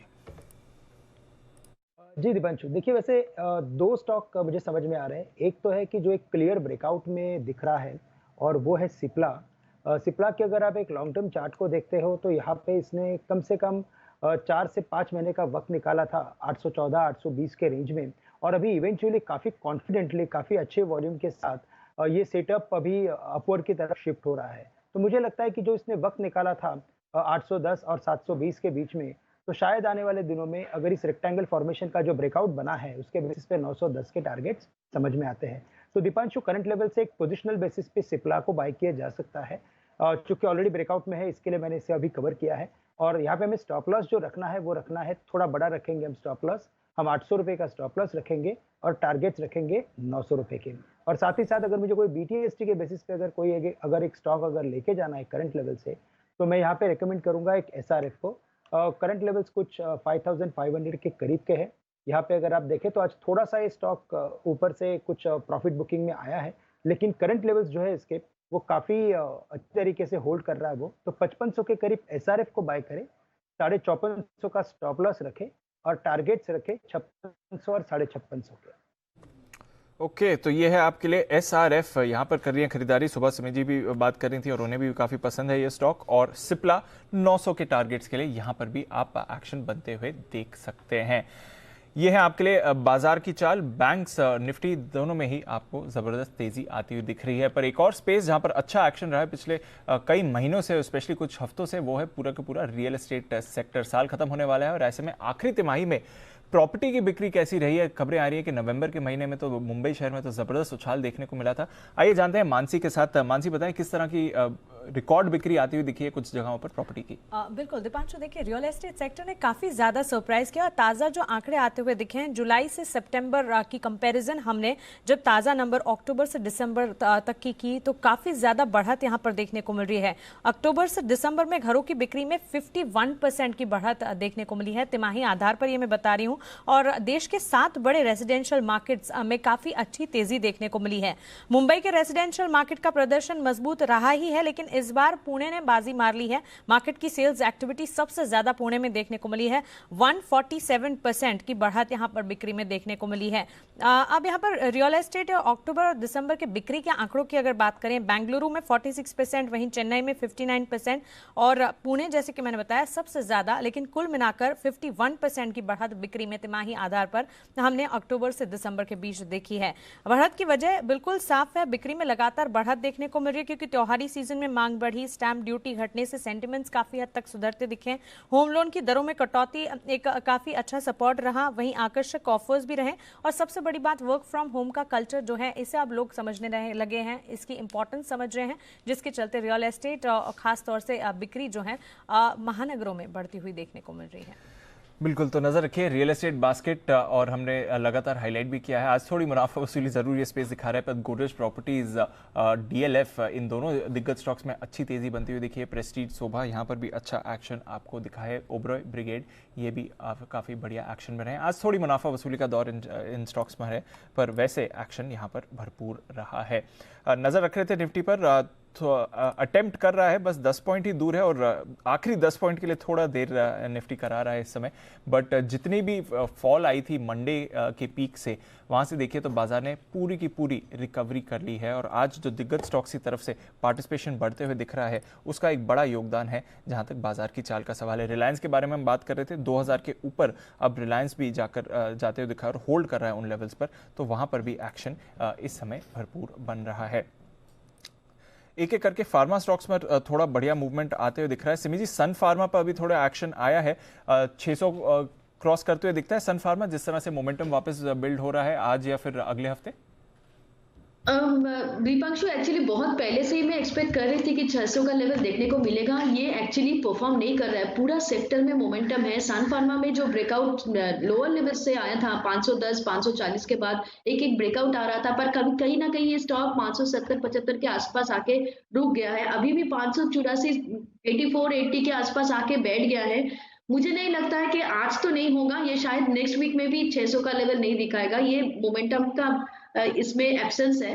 मोमेंटम जिस दिन आएगा दीपांशु, उस दिन चिंता करने का जरूरत नहीं है, उस दिन 600 नहीं 610 भी पार हो जाएगा, क्योंकि ये कंसोलिडेशन फेज में है, कभी भी ब्रेकआउट आ सकता है। आज सुबह फार्मा सेक्टर में प्रॉफिट टेकिंग था, पर अभी तो फाइनली फार्मा वापस जो भी वीकनेस था वो सारे रिकवर कर चुके हैं। मैक्सिमम फार्मा स्टॉक अभी लोअर लेवल से काफी ऊपर आ चुका है, पर सन फार्मा में मुझे लगता है कि हो सकता है कि एक आध वीक और लग जाएगा 600-610 का लेवल क्रॉस करने के लिए। चलिए, एक आध वीक की सवाल है, पर लग रहा है कि इस बार सन फार्मा 600 के लेवल्स क्रॉस कर सकता है। 500 के लेवल से एक्चुअली एक अच्छा उछाल सन फार्मा में आते हुए दिखा है और होल्ड कर रहा है ये स्टॉक, तो ये डेफिनेटली एक पॉजिटिव संकेत है इस काउंटर के लिए। मिश्र धातु, यहाँ पर भी हमने एक सुबह एक उछाल आते हुए देखा था और उसके बाद थोड़ा सेटल हो गया। जैन साहब, जरा मिश्र धातु पर नजर डालें। With in the metal pack of course एक नीश प्ले है, बट जबरदस्त एक्शन में रहा है, 200 के ऊपर होल्ड भी कर रहा है और मेटल्स में वापस पिछले 2 दिनों से मोमेंटम भी लौटा है। तो मिश्र धातु की चाल कैसी रह सकती है सर? ये बिल्कुल अच्छा लगता है मिश्र धातु। संभाव बस पीएसयू है बोल के हमेशा थोड़ा वो रहता है कि डिसइन्वेस्टमेंट और ये सब की तलवार लटकी हुई रहती है, but overall fundamentals are excellent, order book अच्छी है और आज तो शायद सेंटा पिक्स में भी अपने शो में दिया गया था, मैं जो 11 बजे वाला शो था वहां पे भी देख रहा था। सो ओवरऑल मैंने अभी 190 पे रिसेंटली इवनिंग वाले शो में रेकमेंड किया था इसको पोजिशनल पिक के तौर पे। So I am bullish on the stock और मुझे लगता है कि ये स्टॉक को ले नीचे आए तो एक्यूमुलेट कर सकते हैं और ऊपर के लेवल्स 230-240 तक देखे जा सकते हैं आने वाले महीनों में। बिल्कुल, मिश्र धातु आज सैंटा स्टॉक्स में भी रेकमेंड किया था, बल्कि वरुण ने मुझे गिफ्ट भी किया था ये स्टॉक, और वरुण मेरे साथ इस समय स्टूडियो में भी हैं। वरुण, मिश्र धातु तो ऑफ कोर्स आपने बताया भी मजबूत फंडामेंटल्स हैं, और चंद्रयान पे भेजा था, चंद्रयान पे भेजा था, रॉकेट करने के लिए तैयार है ये स्टॉक। पर किसी एक और स्टॉक के बारे में आप कुछ खबरें लेकर आए हैं, बताएं कौन सा है ये स्टॉक और क्या है खबरें? देखिए, खबर दरअसल है ऑरोबिंदो फार्मा के लिए, और इसके लिए बड़ी खबर ये है कि अब देखिए दीप, ऐसा होता है ना कि आप कुछ निवेश करते हैं और ब्रेक इवन के लिए कुछ साल लग जाते हैं, लेकिन ये कंपनी जो निवेश कर रही है उसके लिए ब्रेक इवन एक ही साल में हो जाएगा, और वो है कोविड के वैक्सीन। क्योंकि इस कंपनी ने यूएस की कोवैक्स के साथ कोविड की वैक्सीन के लिए करार कर लिया है। सिर्फ इंडिया ही नहीं बल्कि यूनिसेफ के लिए भी उत्पादन और डिस्ट्रीब्यूशन करने वाली है। फिलहाल इसका फेज 1 ट्रायल चालू है, जनवरी के आसपास फेज 2 और फेज 3 ट्रायल जो है वो पूरा होने का अनुमान है। अब डेवलपिंग देशों के साथ इसने जो करार किया है, उस डील की कुल वैल्यू करीब करीब 280 करोड़ के आसपास आती है। अब बात यह है कि ये कंपनी करीब पहले जो है अपने हैदराबाद यूनिट में 22 करोड़ डोज का उत्पादन करने वाली है, और कुल उत्पादन जो करना है, कुल क्षमता जो करना है आगे, और वो करीब 48 करोड़ डोज का है। उसके लिए ये कंपनी जो है केपेक्स करने वाली है। जून 2021 तक कंपनी का केपेक्स खत्म होगा, और केपेक्स करने के लिए कंपनी खर्चा करेगी करीब 275 करोड़ के आसपास अपने हैदराबाद यूनिट में। यानी कि 275 करोड़ का खर्चा करेगी और पहले ही साल 280 करोड़ के आसपास की रिकवरी हो जाएगी। यानी कि ब्रेक इवन जो है वो पहले ही साल में इस कंपनी का हो जाएगा, और कोवैक्स के साथ जो डील किए आने वाले साल में भी इस कंपनी को फायदा जो नजर आ सकती है। इस कंपनी का प्लान क्या है?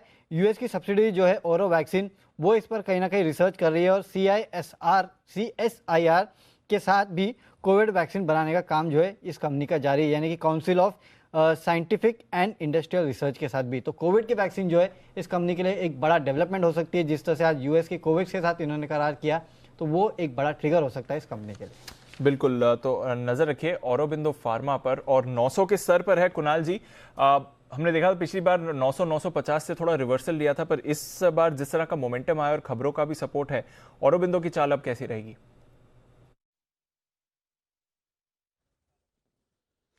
देखिए, डेफिनेटली एक बड़ा ब्रेकआउट लॉन्ग टर्म चार्ट्स पर दिखाई देता है दीपांशु। एक इमीडिएट हर्डल चार्ट पर अगर आप देखें तो मौजूदा स्तरों के बहुत करीब 910 रुपए के आसपास एक हर्डल दिखती है।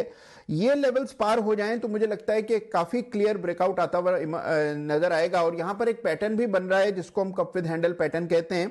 कप आ चुका है, हैंडल बन गया है, ब्रेकआउट आने की देर है। तो 9-10 के ऊपर अगर एक डिसाइसिव क्लोज आता है तो मेरी राय में ऑरो फार्मा को बाय करना चाहिए, फिर आपको 1050 तक का मूव देखने को मिलेगा। तो 9-10 के ऊपर मेरी खरीदारी की राय रही। ओके, तो 910 के ऊपर खरीदारी की राय है। 15% के अपमूव के लिए तैयार हो जाइए। ऑरो फार्मा ये है स्टॉक जहां पर आपको रखनी है नजर। आपको एक और बढ़िया रिकमेंडेशन अनिल जी की तरफ से कल के 2000 बताएं सर। दीप, अभी जिस स्टॉक की बात कर रहे हो वही खरीदारी की राय है, और वो है ऑरोबिंदो फार्मा। सारे कारण तो आपको अभी वरुण ने बताई दिए हैं। मुझे लगता है ये स्टॉक अगले हफ्ते के लिए बढ़िया एक्शन के साथ तैयार होता हुआ दिख रहा है। 900 रुपए के आसपास यहाँ पर खरीदारी करने की राय है, और ऊपर में आपको 880, नीचे में 880 का स्टॉप लॉस लगाना है। 920, 935 और 955 ये टारगेट 3 नोट कर लीजिए।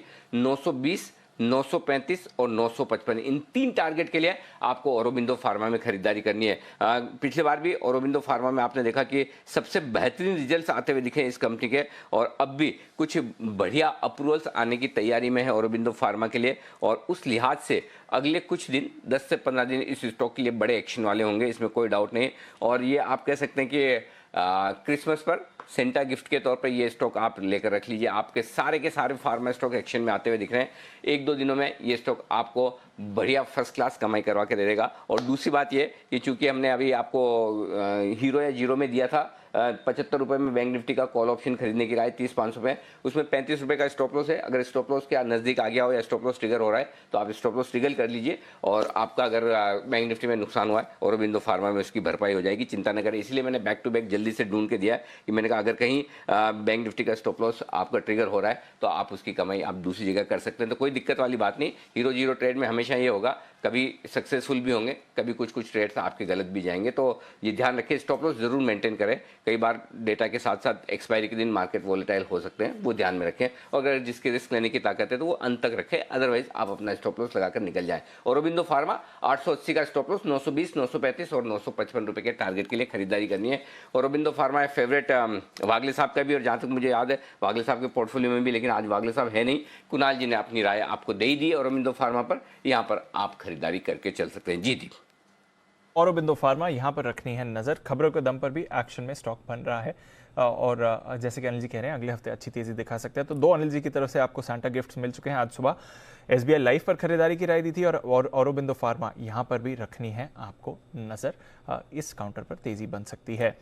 एक और स्टॉक जो अच्छी तेजी दिखा रहा है, हमारा मालामाल वीकली की रिकमेंडेशन कैमलिन फाइन साइंसेज, एक वर्टिकल स्पाइक आया था 1 घंटे पहले। यहाँ पर सुमित जी जरा नजर डालिए कैमलिन पर, थोड़ा इस पर भी करेक्शन हुआ था इस हफ्ते जिस तरह से मार्केट्स गिरी हैं, बट एक अच्छी रिकवरी आई है कैमलिन में, और थोड़ी देर पहले स्पाइक भी आया था। 6% ऊपर ये चार्ट चल रही है, क्या चल रहा है इस काउंटर पर सर?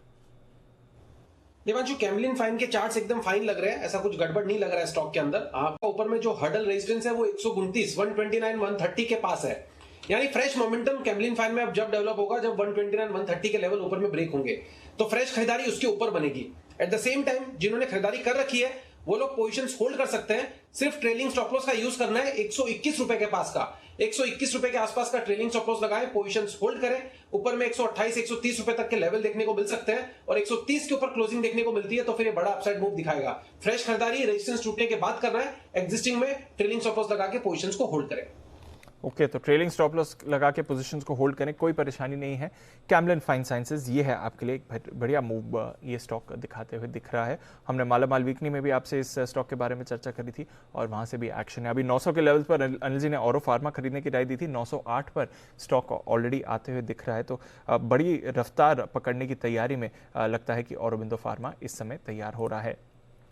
थोड़ा प्रेशर कुछ स्टॉक्स में बनते हुए दिखा है आज। अपोलो टायर्स पर हल्की सी गिरावट आई है, 1-1.5% ही नीचे गिरा है, बट हल्की सी प्रेशर वहां पर आपने बनती हुई देखी है आज। भारत फोर्ज पर थोड़ा सा करेक्शन है, टोरेंट पावर भी हल्की सी गिरावट आपको दिखा रहा है। सिमी जी, अपोलो टायर्स यूजुअली काफी एक्टिव रहता है, 200 के लेवल्स क्रॉस करने के इसने अटेम्प्ट की थी, वहां से थोड़ा करेक्शन आया है, अब करेक्शन पूरा हो चुका है, क्या वापस मूव आ सकती है 175 के लेवल से अपोलो टायर्स की, या फिर थोड़ा और प्रेशर दिखता है यहाँ से?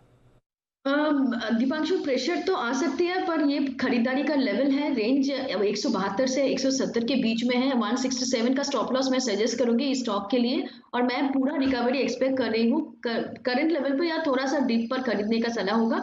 167 का स्टॉप लॉस होगा, 195 से 200 का टारगेट होगा। 1 महीने का होल्डिंग टाइम पीरियड रहना चाहिए। अपोलो टायर्स मेरे ख्याल से खरीदना चाहिए। ओके, तो होल्ड करिए, थोड़ा पोजिशनल बेसिस पर अच्छा मूवमेंट है, शायद इंट्राडे या शॉर्ट टर्म में उतार चढ़ाव दिखा सकता है। पर एक ऐसा स्टॉक जो कल क्लोजिंग के समय हमारे एक्सपर्ट्स की नज़र में था, वागले साहब, जय ठक्कर और सुमित जी तीनों ही ने रेकमेंड किया था HUL पर खरीदारी की राय। सुमित जी, HUL 2400 क्रॉस करने का अटेम्प्ट किया था, स्टॉक ने 2400 के लेवल्स पर है एग्जैक्टली। बताएं क्या करना चाहिए, आपके कल के टारगेट्स तो आ ही गए होंगे, फ्रेश व्यू क्या है इस पर?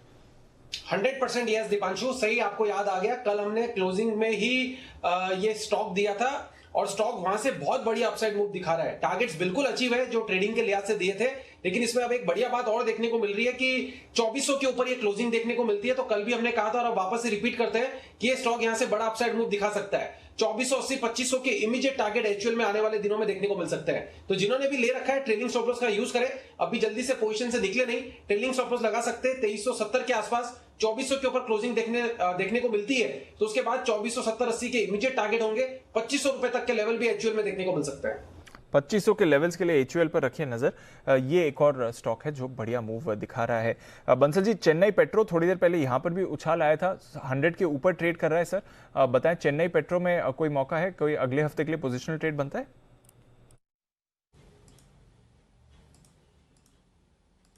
देखिए दीपांशु, टेक्निकल रुझान अच्छा है और बिल्कुल पोजिशनल ट्रेड बनता है। जो गिरावट इसके अंदर 3 दिन पहले देखने को मिली थी वो ऑलमोस्ट खत्म हो रही है, और इन स्तरों पर 101 का एक स्टॉप लॉस बैठता है दीपांशु, और पहला टारगेट ऊपर में 110, 111 का बैठता है। तो चेन्नई पेट्रो में बाइंग की जा सकती है इन स्तरों पर। तो चेन्नई पेट्रो यहाँ पर बाइंग कर सकते हैं इन स्तरों पर। कुणाल जी, आज लंबे समय बाद बायर क्रॉप साइंसेस पर थोड़ा मूवमेंट आते हुए दिखा है। थोड़ा क्वाइट हो गया था ये स्टॉक, पर एक रेंज में ही रहा है पिछले कुछ महीनों से, बट आज लंबे समय बाद एक ब्रेकआउट आया था। ये थोड़ा सस्टेन करते हुए दिखता है बायर क्रॉप का जो ब्रेकआउट है, और किस तरह की चाल रह सकती है इसकी?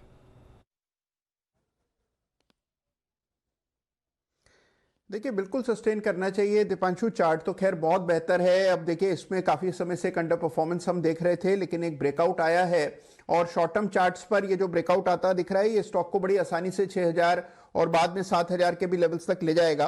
तो मुझे लगता है कि मौजूदा स्तरों पर डेफिनेटली बायर क्रॉप साइंसेस में खरीदारी करके चलना चाहिए, लेकिन यहां पर ट्रेडिंग की मेरी बिल्कुल भी राय नहीं है।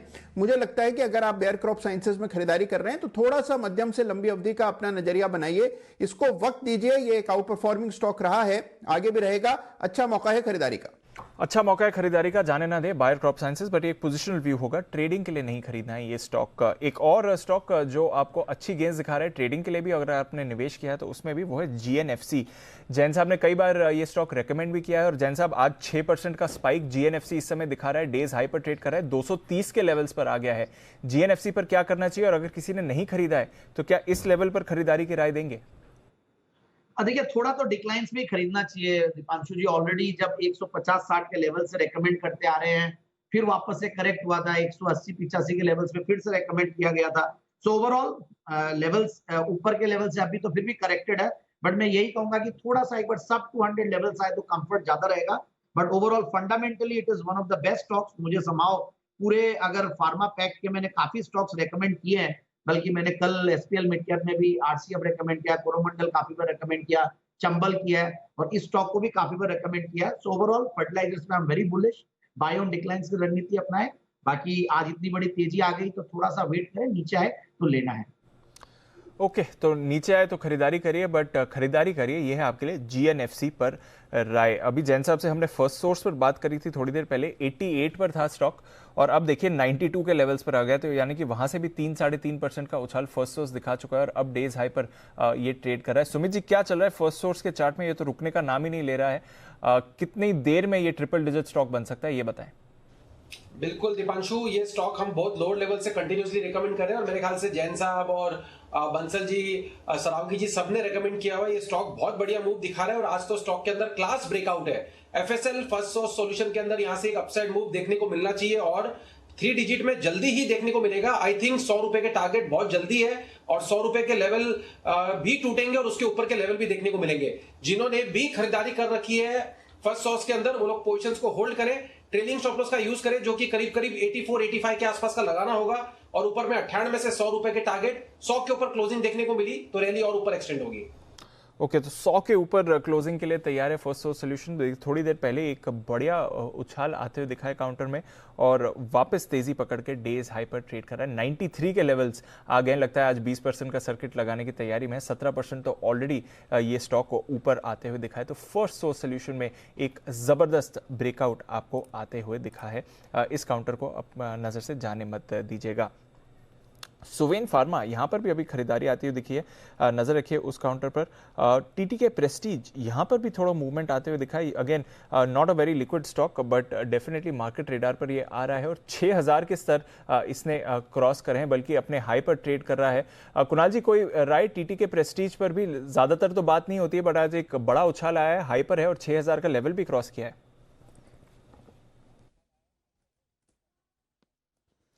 देखिए बिल्कुल एक ब्रेकआउट आता हुआ नजर आ रहा है दीपांशु, और यहाँ पर एक पैटर्न बना है जिसको बुलिश पेनेंट पैटर्न कहते हैं, और इसका ब्रेकआउट इसके वीकली चार्ट पर, क्योंकि आज वीकली क्लोज है इसलिए आज के क्लोज बहुत इंपॉर्टेंट हैं, और वीकली चार्ट पर बुलिश पेनेंट पैटर्न का ब्रेकआउट आता हुआ दिख रहा है। तो मुझे लगता है कि बड़ी आसानी से ये स्टॉक भी आपको 6400-6500 के लेवल्स दिखा सकता है। तो जिनके पास पोजीशन है बिल्कुल होल्ड करें। नई खरीदारी भी अगर आप थोड़ा सा मध्यम अवधि के लिए खरीद सकते हैं तो यहां पर खरीद करके चलें। 6600 तक के लेवल्स स्टॉक में आते हुए दिखेंगे तो अच्छी अपसाइड बनेगी। स्टॉप लॉस लगकर खरीदारी कराएं। ओके, स्टॉप लॉस लगकर खरीदारी करें 6600 के लेवल्स के लिए, यानी कि यहां से भी 10% की मूव बाकी है। TTK प्रेस्टीज में 5% ऊपर डेज हाई पर ट्रेड कर रहा है। ACC अंबुजा यहां पर रखनी है नजर, क्योंकि सुबह तो एक जबरदस्त एक्शन आया था, उसके बाद थोड़ी मुनाफा वसूली भी आई है, बट खबरें अच्छी हैं जहां तक दोनों काउंटर्स का सवाल है। क्या है खबरें, क्या है इंपैक्ट, जानते हैं मानसी के साथ। बताएं मानसी। बिल्कुल दीपांशु, पॉजिटिव खबरें हैं जिसका इम्पैक्ट देखने को मिल रहा है। कंपनी ने होलसिम टेक्नोलॉजी लिमिटेड के साथ जो करार है इसे बढ़ा दिया है। दरअसल दोनों कंपनियों के साथ ये जो करार है दिसंबर के अंत तक खत्म होने वाला था, लेकिन अब टेक्नोलॉजी और नो-हाउ के लिए करार को 2 साल के लिए आगे बढ़ा दिया गया है। करार के चलते कंपनी को अपनी कुल बिक्री का 1% होलसिम को देना होगा और नए बदलाव जो है 1 जनवरी 2021 से लागू होने वाले हैं। होलसिम टेक्नोलॉजी लिमिटेड के साथ पहले भी ये करार था ही जिसे एक्सटेंड किया गया है। दरअसल चिंताएं क्या थी बाजार की इस पूरे करार को लेकर, वो मैं आपको समझाती हूँ। करार खत्म होने पर फीस जो 1% है वो 2% होने की आशंका थी, लेकिन अब क्योंकि यही सेम 1% पर ही कायम रहा है तो एक पॉजिटिव बूस्ट मिलता हुआ दिखा है। लफार्ज होलसिम के साथ समझौता दिसंबर में खत्म होने से मुनाफे पर काफी हद तक असर पड़ सकता था। मौजूदा फीस कंपनी की आय का 1% है और फीस में 1% और बढ़त से एबिटा पर टन जो है 50 रुपए प्रति टन का असर यहां पर आता हुआ दिख सकता है। तो यही सारी खबरें थी, चिंताएं थी, लेकिन ये चिंताएं जो है वो अब खत्म होती हुई दिखी है इस क्लैरिफिकेशन के बाद। टेक्नोलॉजी नो-हाउ फी को कायम रखने पर क्या होगा? सबसे पहले तो कंपनियां अपने कोर कारोबार पर फोकस कर पाएंगी। दोनों ही कंपनियों को कारोबार रिकवर करने में मदद मिलेगी और साथ ही लफार्ज होलसिम की जो नई और एडवांस टेक्नोलॉजी है दोनों ही कंपनियों को आगे भी 2 साल तक मिलती रहेगी। ब्रोकरेज हाउसेस भी पॉजिटिव हैं। एसीसी और अंबुजा पर, एसीसी पर खरीदारी की राय जेफरीज की 2200 के लक्ष्य दे रहे हैं, वहीं अंबुजा पर खरीदारी की राय है 330 के लक्ष्य मानकर चल रहे हैं। ओके, तो एसीसी अंबुजा दोनों पर रखी नजर, खबरें भी अच्छी आ रही हैं।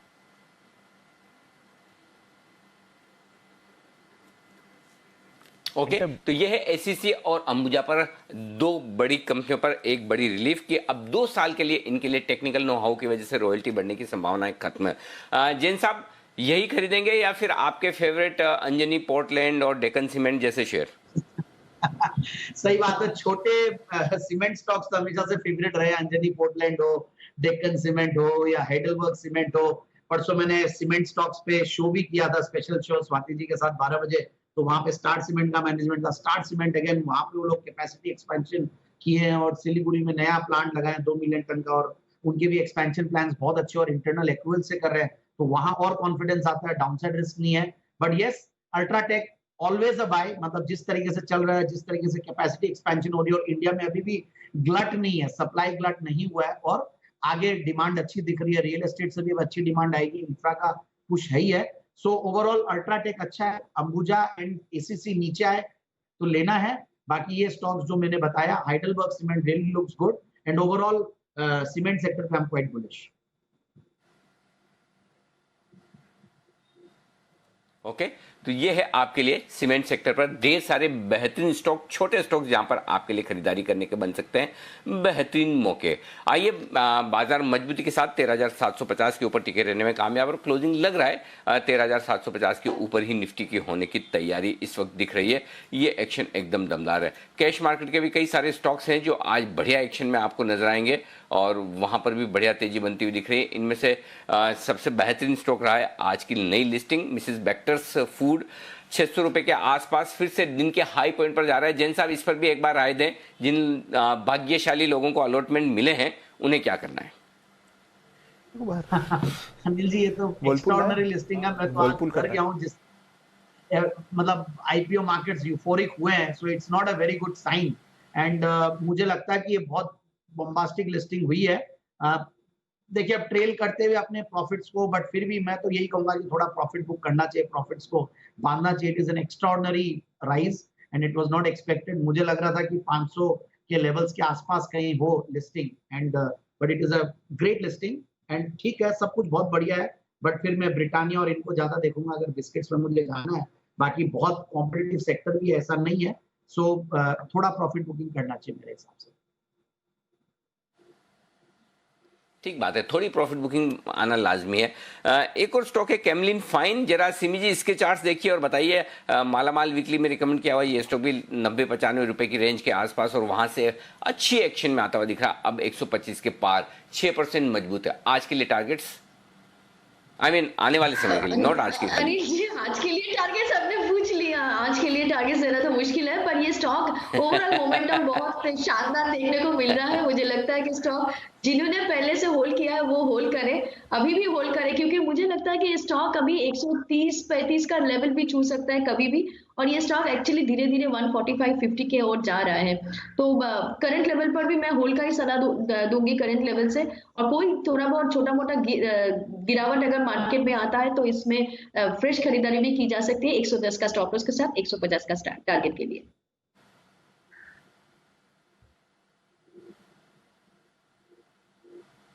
ओके, तो ये है आपके लिए केमलिन फाइन केमिकल्स में। देखिए मिड सेशन से बड़ी तेजी बनती हुई दिखी, एकदम से बड़ा एक्शन, दिन भर 117 रुपए के आसपास ट्रेड करने के बाद 129 का हाई बनाता हुआ ये स्टॉक जबरदस्त एक्शन यहां पर भी आता हुआ दिख रहा है। एक और स्टॉक है जो बढ़िया एक्शन में आता हुआ दिख रहा है, और जैन साहब का फेवरेट भी, वो भी केमिकल, नियोजन केमिकल्स। जैन साहब, नियोजन केमिकल्स आज सिद्धार्थ सेदानी साहब ने भी सुबह रिकमेंड किया था, आपकी लिस्ट में भी कई बार रहा है, जरा इस पर भी एक बार अपनी राय दीजिए। यस बिल्कुल अनिल जी, 10 की कमाई में जब आज तो क्या आजकल बहुत पिक्स देने लगे, रोज जैन साहब के जेम्स और हम लोग अलग अलग सेगमेंट में अलग अलग स्टॉक्स लाते हैं, बट ये बात मैं तब कर रहा हूँ, ये आई थिंक 7-8 महीना साल भर हो गई, और वहां पे ये 80 के लेवल्स पे रेकमेंड किया गया था, बट अभी भी मुझे लगता है, और मैं सिद्धार्थ जी को सुन रहा था और आज अच्छा मूव भी दिया और बहुत अच्छी से एनालिसिस भी कर रहे थे। So overall I am bullish, but थोड़ा सा मैं यही कहूंगा कि देखिए जिस तरीके के केमिकल्स में चाल आई हुई और ओवरऑल ओवर हीटेड भी हो रखा है और अपॉर्चुनिटीज भी काफी है, तो जिन्होंने लिया हुआ वो होल्ड करके रखे। बाकी मैं थोड़ा सा मतलब मैं हो सकता है कि थोड़ा करेक्शन का वेट करूं, हालांकि ऊपर से थोड़ा करेक्ट भी किया है और मार्केट्स में कहीं भी डिप्स आए तो 600 या 650 ये जो लेवल्स होते हैं वो बहुत अच्छे होंगे, वहां पे रिस्क रिवॉर्ड रेशियोज भी अच्छे होंगे। बट ओवरऑल जो लोग ले रखे हैं लॉन्ग टर्म के लिए, मुझे लगता है कि इसमें और भी बहुत बड़ी रैली बाकी है, सो बने रहे, कंटिन्यू होल्डिंग इंडिया। ओके, बने रहें, ये है राय आपके लिए नियोजन केमिकल्स में। लेकिन ये तो बने हुए अगर हैं तो, अगर नहीं है और कुछ करना है तो फिर उसके लिए तैयार हैं जय ठक्कर और साथ ही सुमित बगड़िया। तो पहले जय का लिए बिगुल कैश का ऑप्शन, और फिर आ रहा है सुमित जी का सुपर हिट भी।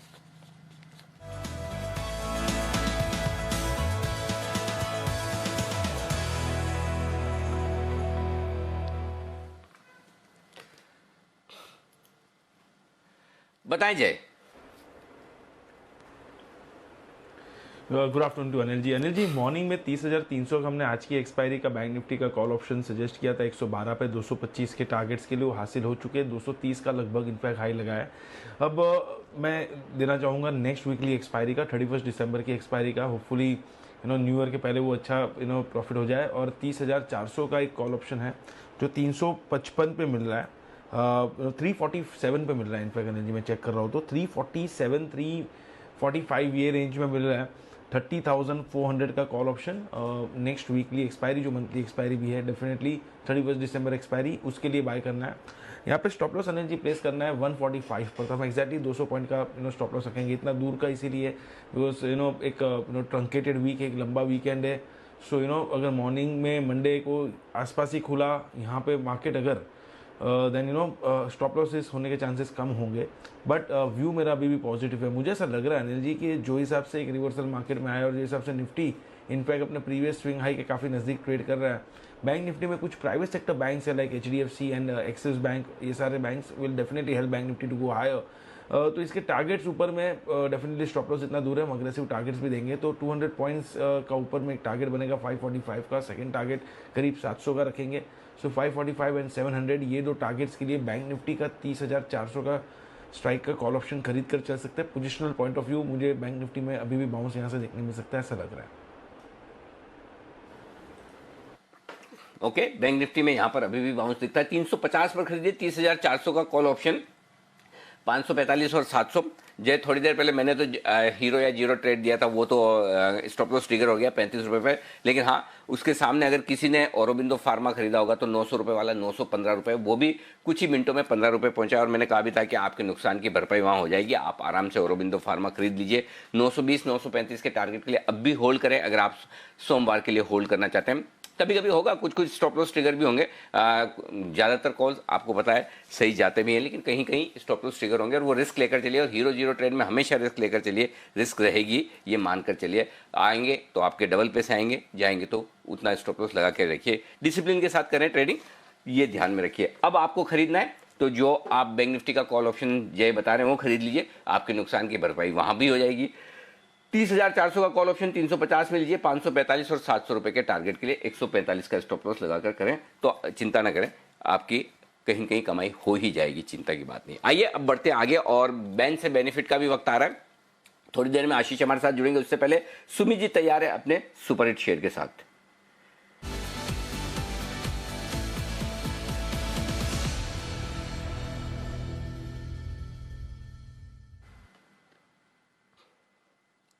बताएं सुमित जी। अनिल जी, फार्मा स्टॉक्स में चाल है आपके। औरो फार्मा के बाद अब जिसका नंबर है चलने का वो है सन फार्मा। सन फार्मा में अनिल जी पिछले हफ्ते 10 दिन का साइडवेज मूव का ब्रेकआउट आ रहा है। 590 के पास स्टॉक ट्रेड कर रहा है। स्टॉक यहां से 600 का लेवल क्रॉस करने को तैयार है। अगले हफ्ते में यह स्टॉक 610 से 625 रुपए तक का मूव दिखाना चाहिए, तो सन फार्मा में खरीदारी करके चलने का सलाह रहेगा। बहुत बढ़िया ब्रेकआउट है, अभी इसको ले लेना चाहिए। 570 575 स्टॉक का नीचे में सपोर्ट बनेगा अब, तो वो स्टॉप लॉस से खरीदारी करें 610 से 625 के टारगेट्स के लिए। ऑप्शंस के जरिए 590 वाला कॉल 11 रुपए पे अभी ट्रेड कर रहा है, इसको खरीदारी करें। 5 रुपए का नीचे में स्टॉप लॉस लगाए, ऊपर में 16 रुपए से लेके 20 रुपए तक का मूव 590 वाले कॉल के अंदर सन फार्मा में देखने को मिल सकता है। तो एक एक करके फार्मा में चाल है। अगला हफ्ता फार्मा स्टॉक्स को रडार पे रखिए, क्लोजली वॉच कीजिए। यहां से एक अच्छा अपसाइड मूव देखने को मिलना चाहिए। सन फार्मा उसमें से एक काउंटर होगा जो एक अच्छा मूव दिखाएगा। 610 625 के टारगेट देखने को मिलेंगे, खरीदारी करें। ओके, ये है आपके लिए सन फार्मा में खरीदारी करने की राय। 610 और 625 के टारगेट के साथ करें खरीदारी। आइए अब वक्त है बैंक से बेनिफिट का। तैयार है हमारे साथ आशीष चतुर्वेदी।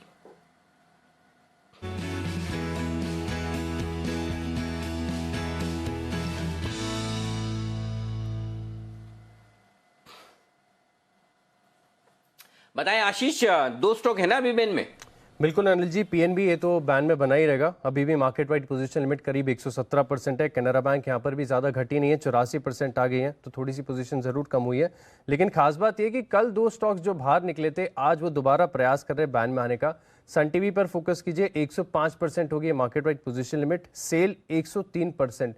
यानी कल जो 2 स्टॉक्स बाहर निकले थे, आज उनकी एंट्री होती हुई नजर आएगी। ये क्या ऐसे घूमने फिरने के तफरी करने के लिए निकले थे कि एक दिन बाहर देखकर आते हैं बैंड से बाहर कैसा लगता है, वापस घुस जाएंगे? हाँ आशीष, बिल्कुल अनिल जी, ऐसा ही लग रहा है। और इस बार इस एक्सपायरी में तो खासियत है कि ज्यादा स्टॉक बैन में आए नहीं है। हाँ ये बात तो सही है, इस बार कम आए। पिछले बार तो बीच में 10-10 12-12 स्टॉक हो गए थे बैन में, लेकिन अब थोड़े से स्टॉक, एक्चुअली उसका रीजन भी है आशीष की, अब थोड़ा एक्शन है ना, कैश मार्केट के स्टॉक्स में बढ़ भी गया है। पहले फ्यूचर्स के स्टॉक में एक्शन ज्यादा था तो बैन में थे, आप देखिए, और कैश मार्केट के स्टॉक्स में आने के लिए ये है आपके लिए। चलिए कोई दिक्कत नहीं, 2 स्टॉक फिर से बैन में आएंगे, सेल और सन टीवी। आप उस हिसाब से अपनी पोजीशन को मैनेज करें। सेल और सन टीवी जिनकी पोजीशन है उन्हें क्या करना चाहिए, जय आप बताएं। उससे पहले जल्दी से एक बार सिमी का मैं स्टॉक ले लूं, सिमी के non stop share.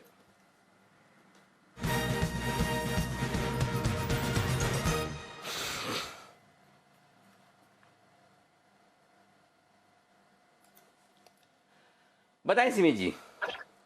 Anil ji, एक एक करके फार्मा स्टॉक में मोमेंटम आ रहा है। अभी अभी सुमित ने दिया है सन फार्मा, और मैं अभी एक कैडिला में खरीदारी करने का सलाह दे रही हूँ। 490 के आसपास अभी है, और इसमें भी एक नया 52 वीक हाई आज बना है, तो मुझे लगता है कि ये भी चलेगा। नेक्स्ट वीक के लिए बाई करके ले जाइए।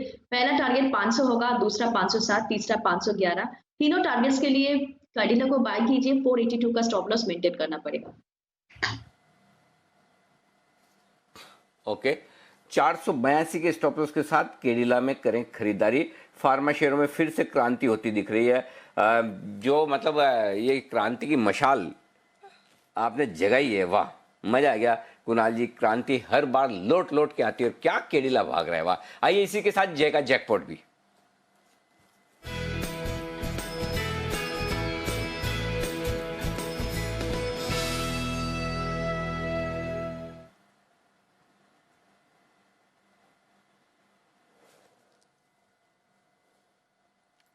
बताएं जय। अनिल जी, मेरे ध्यान में भी इनफैक्ट फार्मा स्टॉक्स है ही, तो उसमें से मैं जो एक देने जा रहा हूँ फार्मा स्टॉक, उसमें काफ़ी बड़े टाइम के बाद बहुत ही बड़ा एक कंसोलिडेशन में से ब्रेकआउट इनफैक्ट देखने मिल रहा है। सारे ही pharma stocks, in fact last pharma stocks में तो एक बड़ा ब्रेकआउट देखने मिल ही रहा है। बट सिप्ला मैं क्लियरली मैं कहूँगा कि अनिल जी, जो कंसोलिडेशन ये स्टॉक में अगस्त से स्टार्ट हुआ था, तो आज देखिए अब 4 महीने होने आए, उसके बाद एक इतना बड़ा कंसोलिडेशन में से ब्रेकआउट देखने मिल रहा है। तो सिप्ला का 840 का बिल्कुल कॉल ऑप्शन खरीद कर चलना चाहिए, जो अभी 36 रुपये पर मिल रहा है। तो 36 रुपये पर आप इसको खरीदिए अनिल जी। नीचे में स्टॉप लॉस हमें प्लेस करना है 26 रुपये पर, सो 10 पॉइंट नीचे स्टॉप लॉस बन रहा है। एंड सिप्ला का अगर हम देखें तो क्लियरली मुझे ऐसा लग रहा है कि एक sort of ascending triangular pattern में से ब्रेकआउट देखने मिल रहा है अनिल जी। एंड इसकी रेंज ब्रॉडली हमें देखने मिली है नीचे में 715 की, ऊपर में हमें रेंज देखने मिली है करीब 825 की। सो हम ये देख रहे हैं कि करीब 90 पॉइंट का ये रेंज ब्रेकआउट है, विच इज़ नियरली अराउंड 10%। सो अगर 10% का मूव यहाँ से सिप्ला का आता है जी, तो 900 के पार भी निकल जाएगा ये स्टॉक। सो अगर हम इसको भी 34-35 के आसपास अगर खरीदते हैं, तो इसका पहला जो टारगेट बनेगा ऊपर में, that would be somewhere around 54, and second target में जो एनर्जी दूंगा वो है 65। सो 54 एंड 65 ये 2 टारगेट्स के लिए इसको खरीदना चाहिए। मुझे ऐसा लग रहा है कि 60 का तो इसका इंट्रिंसिक वैल्यू हो जाएगा इजीली अगर ये 90 के उस पार चले जाता है तो। And momentum clearly pharma stocks में काफ़ी बढ़िया है। आपने औरोबिंदो फार्मा रेकमेंड किया, इनफैक्ट सन फार्मा मेरे भी रडार में था ही, और सुमित को चांस मिल गया बिकॉज फास्टेस्ट फिंगर फर्स्ट में Sumit went head. But nevertheless मुझे सिप्ला भी काफ़ी पसंद है। इनफैक्ट मैं कहूँगा कि ये जस्ट ब्रेकआउट आज के ट्रेडिंग सेशन में दे रहा है, तो इसको भी मिस नहीं करना चाहिए। ओके, तो सिप्ला में 840 रुपए वाला कॉल ऑप्शन आपको खरीदना है, ये राय है जय की तरफ से। आइए अगला बिगुल श्रीकांत जी के लिए बीटीएसटी का, उनकी तरफ से भी आ रही है एक दमदार पिक।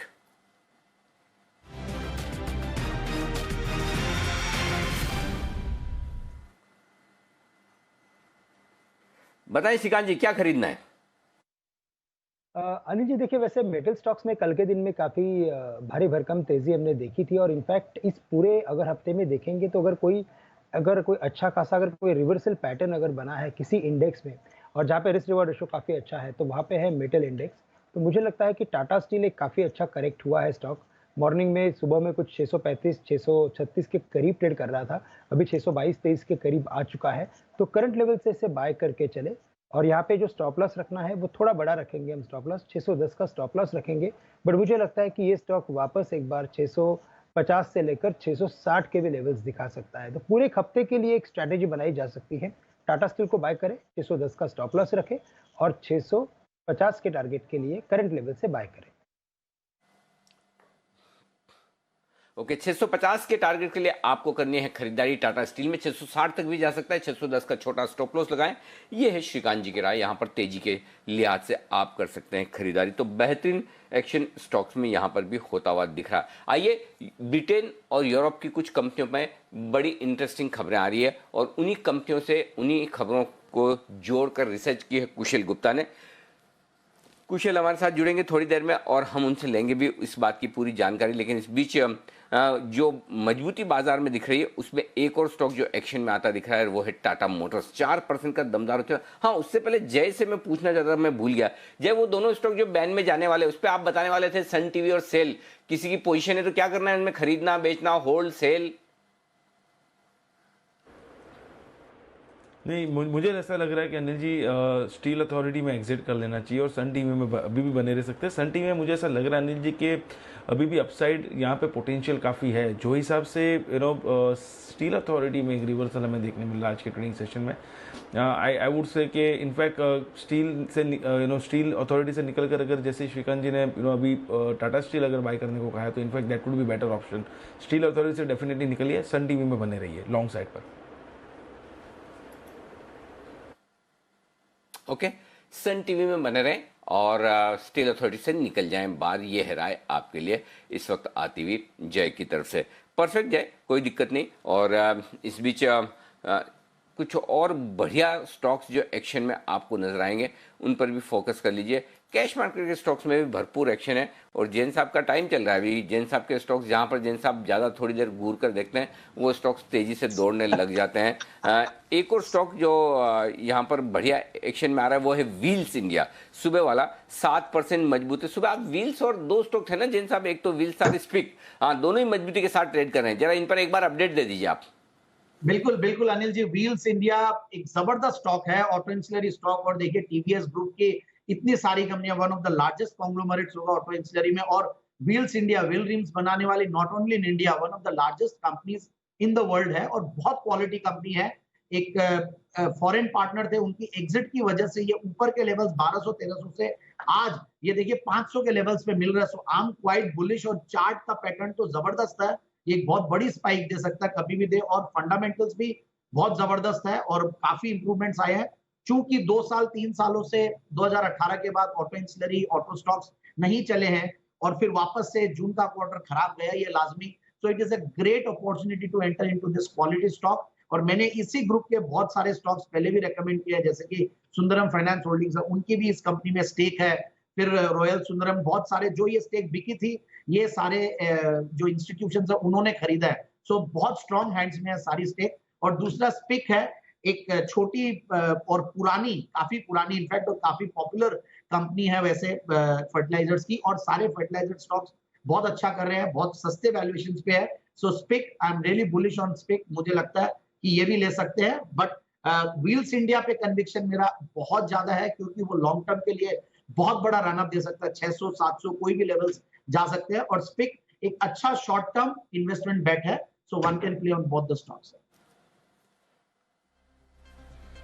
ओके, तो ये है आपके लिए राय व्हील्स इंडिया और स्पिक पर। और इस बीच एक और स्टॉक जो दिन के हाई पॉइंट पर बंद होने जा रहा है वो है औरोबिंदो फार्मा। अभी थोड़ी देर पहले हमने कल के 2000 में आपको कहा था, तो अगर आपने बैंक निफ्टी में लॉस बुक किया है तो यहाँ पर आप प्रॉफिट बुक कर लीजिए। आपके नेट आप मुनाफे में ही रहेंगे, अच्छे खासे मुनाफे में रहेंगे। अगर एक लोट भी आपने खरीदा है तो लगभग 12-13 रुपये के गेंस आ रहे हैं। आप आराम से वीकेंड एंजॉय कीजिए, कोई दिक्कत नहीं है। और अगर आपने रखा है अगली सीरीज़ का, जैसा जय ने कहा है, तो भी कोई दिक्कत नहीं है, आपके अगले हफ्ते में पैसे बन जाएंगे, चिंता की बात नहीं। फिलहाल यहाँ पर क्लोजिंग बहुत ही शानदार होती हुई दिख रही है बाजार की, इसमें कोई डाउट नहीं।